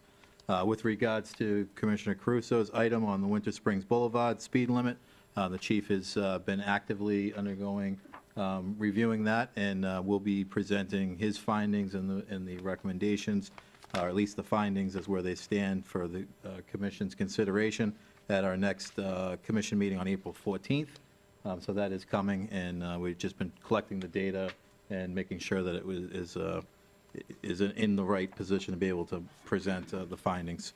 A couple of other items, just so Commissioner Baker did mention our time in Tallahassee. I think it was a very effective and fruitful visit. I know myself, as well as those that did attend, had a number of direct meetings as far as a group and advocating for the city of Winter Springs, and discussions of ongoing bills, and making sure that those relationships are getting repaired and better in some cases.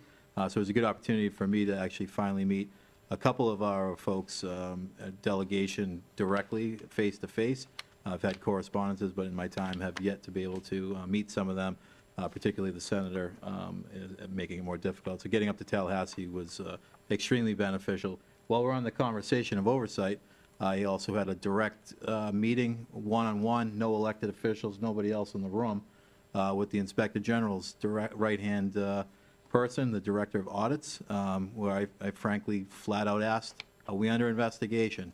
Are we under any kind of oversight? The answer is no, we are not. So whatever is out there, it's not accurate. No sugarcoating anything. Directly, where do we stand? This is my first time meeting you, my first time walking in. Let's lay it out. In fact, the response was he's extremely excited to see where we're at. He's excited to see that our 2024 audit will be done on time and ahead of schedule. He has no concerns where things stand with the city of Winter Springs. So let's make that clear. The other items I had just on an update.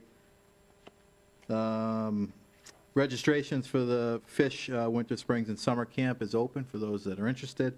Open this month. The Arbor Day tree deliveries, of which the commission approved the consent agenda for this evening, will account for those. I think the delivery, is April 22nd, which is great. The delivery of those trees, that folks that have made that request. Paving projects are complete, wrapping up and finishing striping, as well as you'll see there's ongoing sidewalk repairs that continue throughout the city and are actively happening. Kudos to the chief and our great police department on a reduction in crime by 14% based on the 2024 chief's report, and I think that's something we need to do more of and highlight all of, not the negative things, but all of the great things, and that's kudos to the chief and his leadership team and all of our officers on making sure that the city of Winter Springs remains a safe and viable and great community that it is. That's all I have, Mr. Mayor. Anthony. No report. For me, I just wanted to, again, I reached out through email, but just want to remind everyone, Tri-County League of Cities is doing ethics training. It's in person on April 17th in Castleberry. So if you want to go, let me know. They're providing lunch. And of course, it satisfies that annual requirement for elected officials. And then we received in the mail, it's exciting. Commissioner Diaz did complete the Institute for Elected Municipal Officials, the first session of 3 up in Gainesville earlier in the year. And so we were mailed his certificate, which we'll present to him. Now, thank you, sir. And he's already signed up for the next one. He had a lot of fun. And I've sent out information about the other upcoming 1s, 2s, and I think everyone's either in 1 and 2 right now. So, and we'll keep you updated on that, but they're really good and informative sessions. Other than that, I have nothing else, and I think it's the mayor next. Oh, thanks. Just a couple of quick ones. Again, Tallahassee was very productive. Again, I think it's important that it's not the bills that necessarily come up now. It's that it takes 3 cycles. So we're talking to those freshmen or sophomores that will still be there in 2 or 3 years that may be voting for it, and just making sure that everyone understands the impact on our residents very specifically. The Veterans Board has been a conversation that's gone round and round, just so that you're aware of the timeline. I have, over a month ago, sat down with all of the, with different interested parties from the county, from that board, from the VFW and things. We kind of came up with some ideas of how they may better serve the residents and this commission. Came up with ideas, and then last week I sat down with Christian and Brian and even with Hannah, because she helps do a lot of the events, and kind of compared notes, provided notes. They're going to be putting some documents together, I believe with Anthony's help. They will be presenting that new direction to the Veterans Board at their next meeting. And they're going to be working on really kind of clarifying and maybe simplify, or that might not be the right word. They're going to add things, and they're going to let them run their agenda, or give them a little more power to control their agenda and do some of the more outreach that they seem to be interested in doing. That'll go before their board before it comes to us. Yeah, so just for everyone's, for actual dates, right? So a resolution has been drafted. It's going to be brought to the committee on the 10th, April 10th. So just next week. We'll get their feedback, and then we're hoping to present all of that to you all on the 28th, so the second meeting in April. And then we should be, assuming everything goes good to go with a revised and updated committee. Looking forward to it. Yeah. Other than that, there was actually a very Veteran Services event held at the Castleberry American Legion Post on Saturday. It was an almost all-day event that providing services, everything from healthcare to helping them student GI Bill things. I mean, there were a lot of tents and a lot of interested people. It was a productive event. With that, I'm done. I'll cut it short. Commissioner Diaz. Thank you. $36 million is a lot of money. $36 billion is a lot of money. 1,000 times that is $36 trillion and growing, which is our national debt. And the reason I'm bringing that up is because today I'm wearing a debt badge. It's connected. It's in real time. And if you could see, the numbers are very, very, very quickly increasing. And the reality is that at the federal level, obviously, the spending is out of control. The state has its own interesting ways and conversations that they're having, whether it be on property tax and property tax relief, potentially sales tax reform of some kind. But as we start approaching the spring and we start getting into some of the budget conversations, we're going to have to, as a city, have some very difficult conversations as to how we spend our money and on what, and what the priorities are, and if it's okay to spend the way we do, and if we do, to increase taxes to make that whatever shortfall we believe we may have. The reason I'm wearing the debt badge is to remind everyone that the debt is growing. It's growing astronomically. The interest alone on the debt exceeds pretty much the rest of the budget. It's unsustainable. It hurts our currency. It hurts our country. It hurts our ability to do a lot of things that are important that the country needs to do, whether it be protecting our borders, national defense, or potentially even finding ways to stimulate the economy, through the proper cutting of taxes and other items. But I wanted to bring that up today because we are starting to get now into the season where we're going to be discussing the budget here in the city. And like the mayor and I, in a very lively way, had our back and forth here, the consolidated report that has been, the documents have been submitted, is a historical document, kind of like your tax return.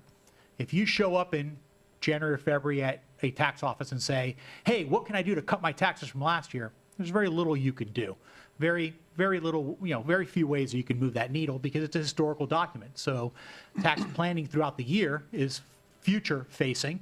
So when you get to the end of the year, you've already done everything you had to do. And when January, February, March rolls around, there's no surprise because, again, tax return is a backwards facing document. So is the consolidated report of all the documents that we submitted to Purvis Gray. So the conversation needs to be on the budget. The residents need to be aware that the budget workshops are coming. And by the time the budget workshops come up, it's too late. We have a lot of conversations we need to have about some of the spending from last year, some of the changes that were made in midstream. and how we are going to address that moving forward, and the pressures that we have on future budgets, not just next year, but for many years to come. And I look forward to that conversation. And with that, I yield my time to the commissioner from District 2. Thank you very much. Last meeting, I discussed that Sarah and I were going to the Visionary Girl event at Hamilton Middle School in Sanford, and it was absolutely wonderful. We were able to inspire 104th and 5th grader girls on just how to be a leader and anything's possible. In addition, on the 26th of March, I attended the Lake Jessup BMAP meeting, which I will send the PowerPoint presentation and some of my notes to the city manager. Maybe he can send it to all of you. Winter Springs still has some reduction of loading for nitrogen and phosphorus to do, and I'd like to look into this and understand it more. There was a lot of different things that were said that I'm still trying to understand, but something as far as, by 2030, we're no longer going to be able to allow our reclaimed water with the same standards that we will today. It will have to be potable water standards. And so there was a lot of different things like that just need to understand more. And so I'm attending 2 more workshops this week for St. John's and also the Alafaya River, just so I can get my hand around all this BMAP stuff. In addition, I have a meeting scheduled tomorrow, which I might need to reschedule because I just found out about today, but meeting with the city manager of Sanford, Norton Bonaparte, regarding Site 10. The Friends of Lake Jessup 2 years ago came to me and said, could Site 10 be a mitigation bank, some kind of restoration potential to help Lake Jessup? And I'm like, mitigation bank really wouldn't work. But in 2022, a new legislative bill was passed, and it's called the Water Quality Enhancement Areas. And so I'd like to talk to the city of Sanford about using this 1,000-acre site that's currently used for reclaimed water and cattle, which is like so bad for the environment, to reduce that and to do some kind of restoration and also be an economic value for the city of Sanford. So we're going to explore that. In addition, I spent the weekend at Central Winds Winter Springs Babe Ruth, and there's a new scoreboard, so we can read the board now, so that was super exciting. In addition, on the 27th of March, I went to the League of Women Voters, where Zembauer, Oviedo Mayor, or City Manager Cobb, Jim Turney from City of Altamont, and also Norton Bonaparte with the City of Sanford City Manager also attended, and I learned a lot through them and their initiatives and different things that they're working on. In addition, Indian Trails, I'm an ambassador for the Living on My Own program, and there's a volunteer opportunity on April 23rd and 24th. You could just volunteer for an hour and teach kids how to budget, which would be fantastic if you could volunteer. Also, just want to let you know that I saw on the auction for closure site that 315 Panama Circle, that batting cage is actually up for auction in April. And so that will be interesting to see if somebody bids on that. Also, April 6th, there's the Tuscaloosa event where there's a car show, so everybody can come. And the city manager and I are working on the Deer Run Pond to fix existing infrastructure to repair it because it's worn down. And that's that. Commissioner Baker. I don't have very much, but I wanted to let everybody know I took the Florida League of Cities grant webinar a couple weeks ago, and it's a free service to us. And they have implemented a system that basically they have somebody write all of the grants, categorize them, and put what the requirements are, so it's very easy for cities to put in what they're looking for and track them, and we can have an account that's all together that we could work out, we can put staff on it, we could have us looking at it, and it might be something really useful for us since money's getting more difficult to find. As others mentioned, we went to the legislative session, and like I said, I met with 5 House reps and 1 senator. Everybody was extremely open to hearing what municipalities were facing and understanding why some of the bills that are being presented would be detrimental to us. And we also just kind of left them with hope that they would support anything that leaves autonomy to the cities. So that was kind of a broad overall goal. And then I have a CalNo meeting on Wednesday, and it's a timely topic this time, which came up in tonight's meeting. It's FEMA and stormwater management discussion. So that's all I have. Deputy Mayor. All right, so we'll try to take the 29 things I was going to talk about and trim it down. No, I joke. Like the commissioner said, April 6th is a Saturday, THOA Day is coming up, so. For Tuscaloosa Homeowner but they haven't- Association members. But they have invited us if we would like to attend. I did ask them to do so. Yes, they have invited us if we would like to attend. Rotary also has a golf tournament coming up. I believe you said you are already playing in it. It's, if anybody here would like to play in it or plays golf, I will be out there volunteering. Any of our staff members, or city manager or city attorney, create a foursome and go play that. You gonna be a bag boy? I'll be handing out, I'll be handing out breakfast to everybody. I'm very happy to go and help out with the breakfast, but I've never played golf, so, but if you do play golf, I've never played golf? Tennis. Tennis, yes. Man. Tennis, yes. Golf, I have never done. But anybody who wants to do that, Rotary still has some foursomes that are open. On that fun stuff, I just two quick things. One, I know I had mentioned a long time ago about a school summer program here, partnering with Winter Springs High School and maybe Lake Hell High School, but that would open up an opportunity. We used to have that here where some students work here for 8 weeks, kind of in different places.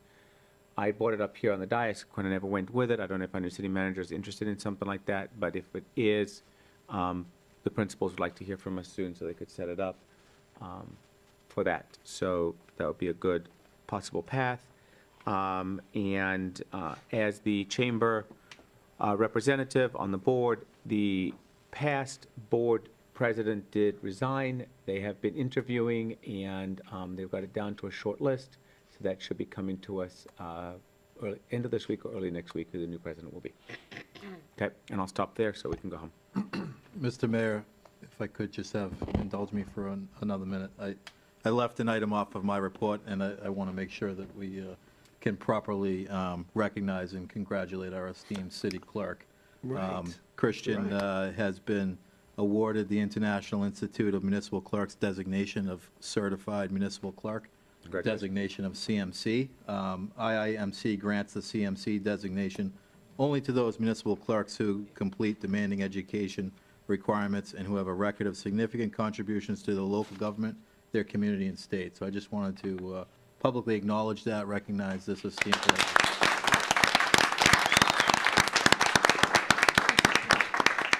Thank you, Mr. Mayor. Yeah, no, thanks for bringing that back up. I knew that, and I should have said something about that, too. Congratulations. Okay. Commissioner. Yes, thank you to the League of Cities for escorting us around the Capitol building.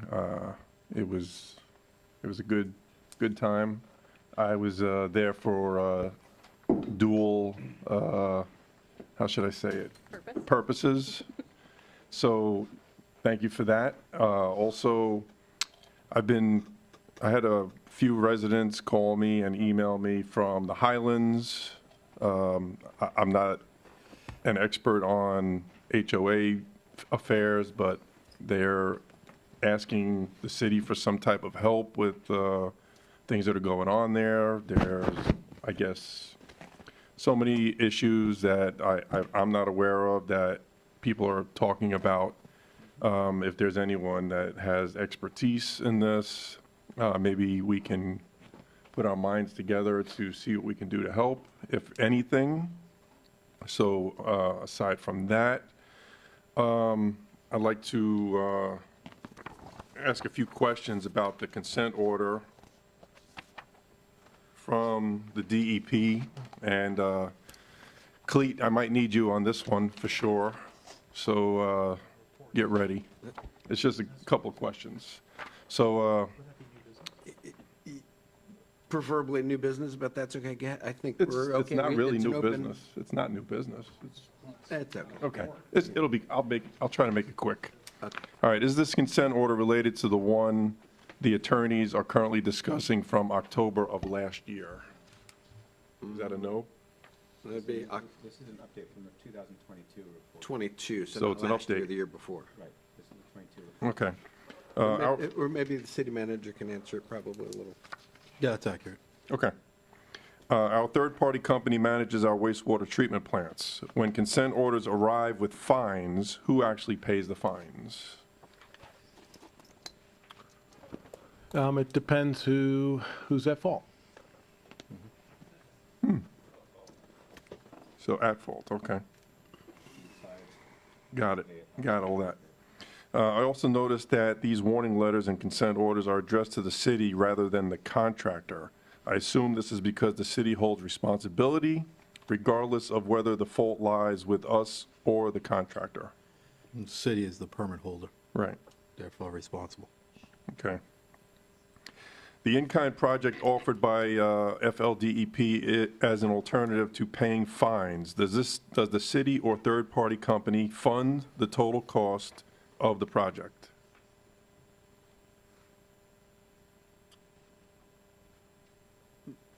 The total cost of the project? I think that's negotiable. Who is doing these projects, the city or the subcontractor? How much time does our city staff put into these projects?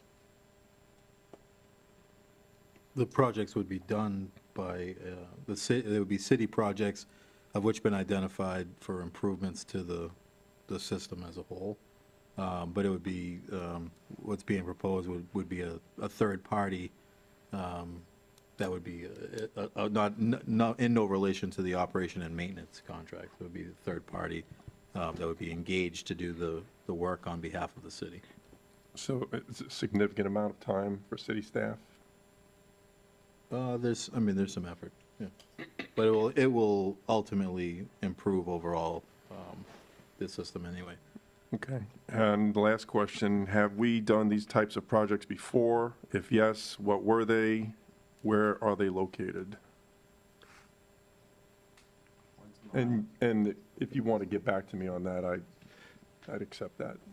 That's Are you asking if there's been prior in-kind projects that have been done? Right. I'm aware of one of them. I don't know if you remember the mats in the back of this retention pond about 2 or 3 years ago. That was actually a P3 or whatever it's called to take care of the consent order. If I There's can, one. so there's two different types of corrective actions that you can take. One is simply taking funds and putting it towards making the plants operate better, right? So like in building new plants, right? So that is the one, right? That's something. And then the other type is something to improve the environment. They prefer, well, I got to be careful. Basically, there's two different types, and we're going to be moving forward, submitting and supplying them with a list and asking them to tell us what they prefer. The idea is to look, we know that we've had spills. We know we have another warning letter. There will be more spills, like every community has. They will continue to happen until these plants are built, and then after the fact, like the one in the backyard of the commissioner sitting to my left here, that is, of this weekend, they will still happen. That was an outside vendor that did something of this weekend. These things happen, folks. Power goes out, things happen. It's unfortunate. We will continue to drive to make this better and be the beacon in Central Florida of having the best utility and infrastructure systems we possibly can. This is not over. It's going to continue. And it will get significantly better after we move forward on these plants. But these are from 22 and the last one's from 23. Yeah, They're about 2 years behind. yeah. Any other questions? I'm waiting on you. I'm done. I'm done. Okay. We have our work. We have our work cut out for us. Public input, guys? All done? Great. Madam, please. It's state, Your name and address for the record, please. Marie Cashin, 1529 Woods Glen Drive, Winter Springs, of course. And I'm here as the Vice President of the HOA for Chelsea Park, Fox Glen, and Creekside. And I was over speaking to some of my residents on Creekside, and you were talking about wastewater. In 2022, we had Ian and Winter Springs Boulevard was underwater. My neighborhood was landlocked for 2 days. We couldn't even get out of this. Thank God we didn't have an emergency, but we couldn't even get out of our neighborhood. And there's a little creek that runs behind the Creekside. You know what I'm talking about, the 5 or 6 homes in there. And after that hurricane, there was, we had this big meeting about funding that we had gotten grants to clean out the creeks, and it started, and I'm going to go through the whole thing. You all don't know what I'm talking about. It was my understanding and my residents' understanding that that tributary and that land that belongs to you guys, doesn't belong to us, where their property ends, their lots slope down, and then there's the water, and they don't own the water. That belongs to you guys. That was supposed to be cleaned, rubbish removed, cleaned out, dead. You can't even hardly see the water for all the crap. Nothing has been done since 2022, and they're wanting to know, when are you guys going to come take out the dead trees? And here comes yet a second hurricane season. We went through last year holding our fingers because I think three or four of the homes there actually had water incurred into their homes. So I'm just asking, when are you going to clean our little bitty creek? It's only like 3 blocks long. Mr. Sweet, would you like to address this? I know that we just approved another 1.6 million in stormwater things. We've talked about raising the fee so that we have more money. We know that after Hurricane Ian and some of the funds that came through to do some of that cleaning and annual inspection, can you, like in I know we don't normally we don't normally do back and forth. We don't normally, I'm breaking the rule here, I'm just saying, you guys. If you guys don't mind. Yeah. You guys came out, you looked, you know, we were on the list. Yeah. Nothing has happened in 2 years. Here we go again. Can you just go look and look at that creek and Thank you. Thank you. City manager will reach out to you. Thanks. Thanks for the correction. I appreciate the help. I wanted to add one thing. John Horan, 1612 Wood Duck Drive. The point was brought up at the workshop that there was a program, I think Commissioner Bruce directed a question at Altamont Springs where they were training operators. Okay, that program is no longer operating. And the reason they closed the program is back then, about 6-7 years ago, they were paying operators a large amount of money because RCID, Reedy Creek Improvement District, and Deltona was offering $25,000 or $30,000 more. That situation has remedied. So you can rely on the average salary of a utility operator to make somewhere in the neighborhood of $50,000 to $60,000. As a matter of fact, right now, Altamont Springs is trying to hire somebody at $55,000. So I wanted to clarify that fact for the record. Thank you. Thank you. Anyone else? We'll let the Reverend go first, and then we'll follow. Reverend, go ahead. Oh, ladies first.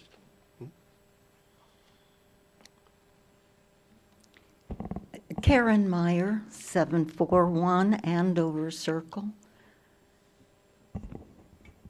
I wish to make 2 observations that kind of tie together. Mr. Diaz referred to a comment about punishing residents with rate increases. I take issue with that word punishing. That puts the residents in a position of being victims, and I don't believe that's correct. Residents need to support, and they expect to support, the services that they enjoy. Which brings us to stormwater. Mr. Sweet, our city manager, has expressed very clearly that the city is just getting by with their finances and their staff for current stormwater management. I expect the city to be a planner of our future needs. Wastewater plants were not addressed in a timely manner, and so here we are in the soup with our wastewater plants.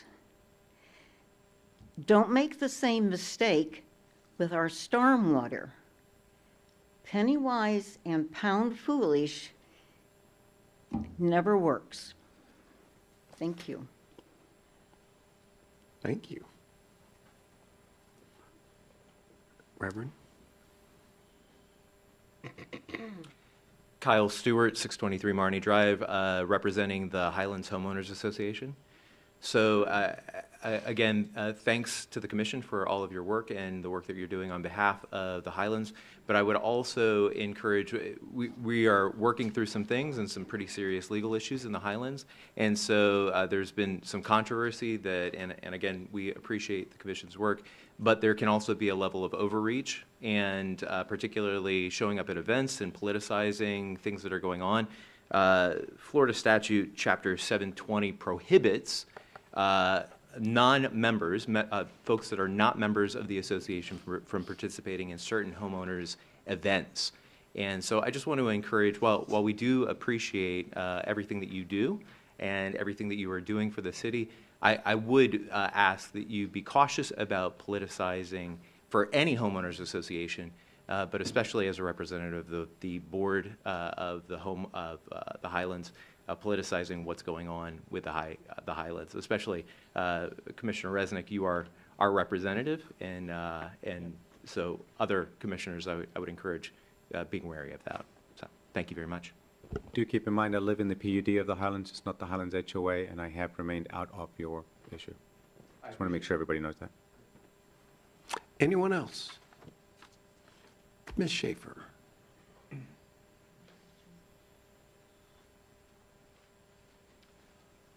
Gina Schaefer, the Winter Springs Village. I just want to suggest that the workshops be where people that go to work could maybe attend them. 9 o'clock in the morning, most people have work, just saying. I also have been looking at other cities' Facebook pages and their mayor and whatever, and some of the mayor in Oviedo was very informative about all the things that were happening up at the Tallahassee. Actually, a lot of you are pictured in her Facebook post, and she also reached out and asked her citizens to call their representatives. And I think that would be a great thing for all of you to get involved in. Also, FYI for all of you, I live right by the trail. There are a massive amount of electric bicycles on that trail. Now, whether we need new signs saying, do not ride electric bikes on there, they are rude. There's people in my development, Winter Springs Village, that will not walk that trail on certain days because of those electric bicycles. Just saying. And look, I'm not a cop or anything like that, but maybe we need to have a police officer on a bicycle go on the trail just on certain days. Just FYI. Also, congratulations to Christian, who you are an outstanding person and the most professional person in the city by far. So I just want you to know you are very much cared for, and I'm so very happy for you. Last, I would ask that all of you look at yourself on video. And at the end of the day, you all represent us. I was just home watching all of you. You might want to take a look at the video. Also, I think maybe you need to have 3 or 5 minutes just to give you an FYI. When I heard some of the discussion I only get 3 minutes, and I, believe it or not, got a lot done just with 3 minutes. So I'm just saying. Thank you. Thank you, Ms. Shaver. Anyone else that would like to take this opportunity? Mr. Gallo.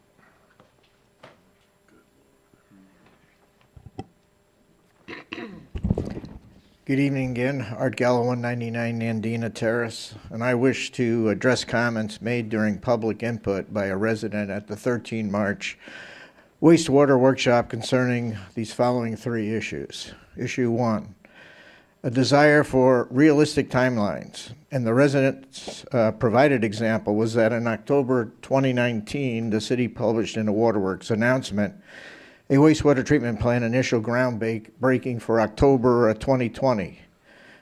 My bottom line up front, or the bluff, is this information is totally inaccurate. As my earlier public input documented this evening, I've done extensive research on this issue. Let me point out the critical flaw in this example as it was presented. Based on the actual timeline, the Commission at that time was not briefed by staff on any wastewater issues until 11 January 21, Agenda Item 100, which I already previously spoke about. This critical information was presented by staff and briefed by Veolia, and is the first time that the actual state of the wastewater treatment plants was revealed to the Commission since 2009. It was also briefed at this 11 January meeting that, quote, previous maintenance was estimated to not have been properly done for 10 to 15 years, unquote. It was this revelation that really led to the Commission to agree to a 24-month timeline to keep the old plants up and running. Furthermore, the Commission then commenced planning for total wastewater plant replacement, the planning and funding of which we are already moving on this, as you know. Based on the evidence I read, the flaw here is that there is no way that a plant groundbreaking could have been discussed, properly planned, or published in October 2019 for a groundbreaking in October 2020, since the Commission wasn't even briefed on the severity of the problem until 11 January 2021, about 15 months later. Personally, I just can't make sense of this. Issue 2, we are under a health crisis. The speaker gave us as an example the discovery of coliform bacteria in the city drinking water samples in 2018, as well as spills. Bluff, this statement is misleading at best. I'm not an expert on this, but my research indicated that coliform bacteria are common in soil and surface water, and it could even occur in your skin. But they're really indicator organisms because they indicate the potential presence of disease-causing bacteria in the water. And for the sake of time, I'm not going to go into how it gets into the aquifer. But in any case, the standard is that no coliform bacteria can be present in drinking water. I'm not quite done, and I ask your indulgence if I can continue and finish up about another minute. In 2019, not 18, as the speaker stated, the city drinking water report did document the presence of coliform in 3 samples of water in April of 19. This required a level 1 assessment to identify, then correct any problems found. 9 repeat samples were taken following the new coliform rules. All samples were negative for total coliform, and there have been no reports of coliform bacteria since. The city monitoring continued, and of note in the report is the city tests a minimum of 480 samples per year for microbial contaminants. Found it very interesting that the speaker chose to publicly identify the discovery of the contaminant, but stopped there without addressing, as Paul Harvey would say, the rest of the story. We're all aware of the condition of our wastewater treatment plants, and the mayor is recent tonight and the commission have already stated publicly that we can expect more spills until these old and outdated plants can be replaced, is why we should not slow this process down. If there is a crisis here in the city, the crisis is we have an urgent need for new wastewater plants. Talking about anything else is just a distraction. And the issue 3, the need for open and frequent comm, I think we all can agree with that.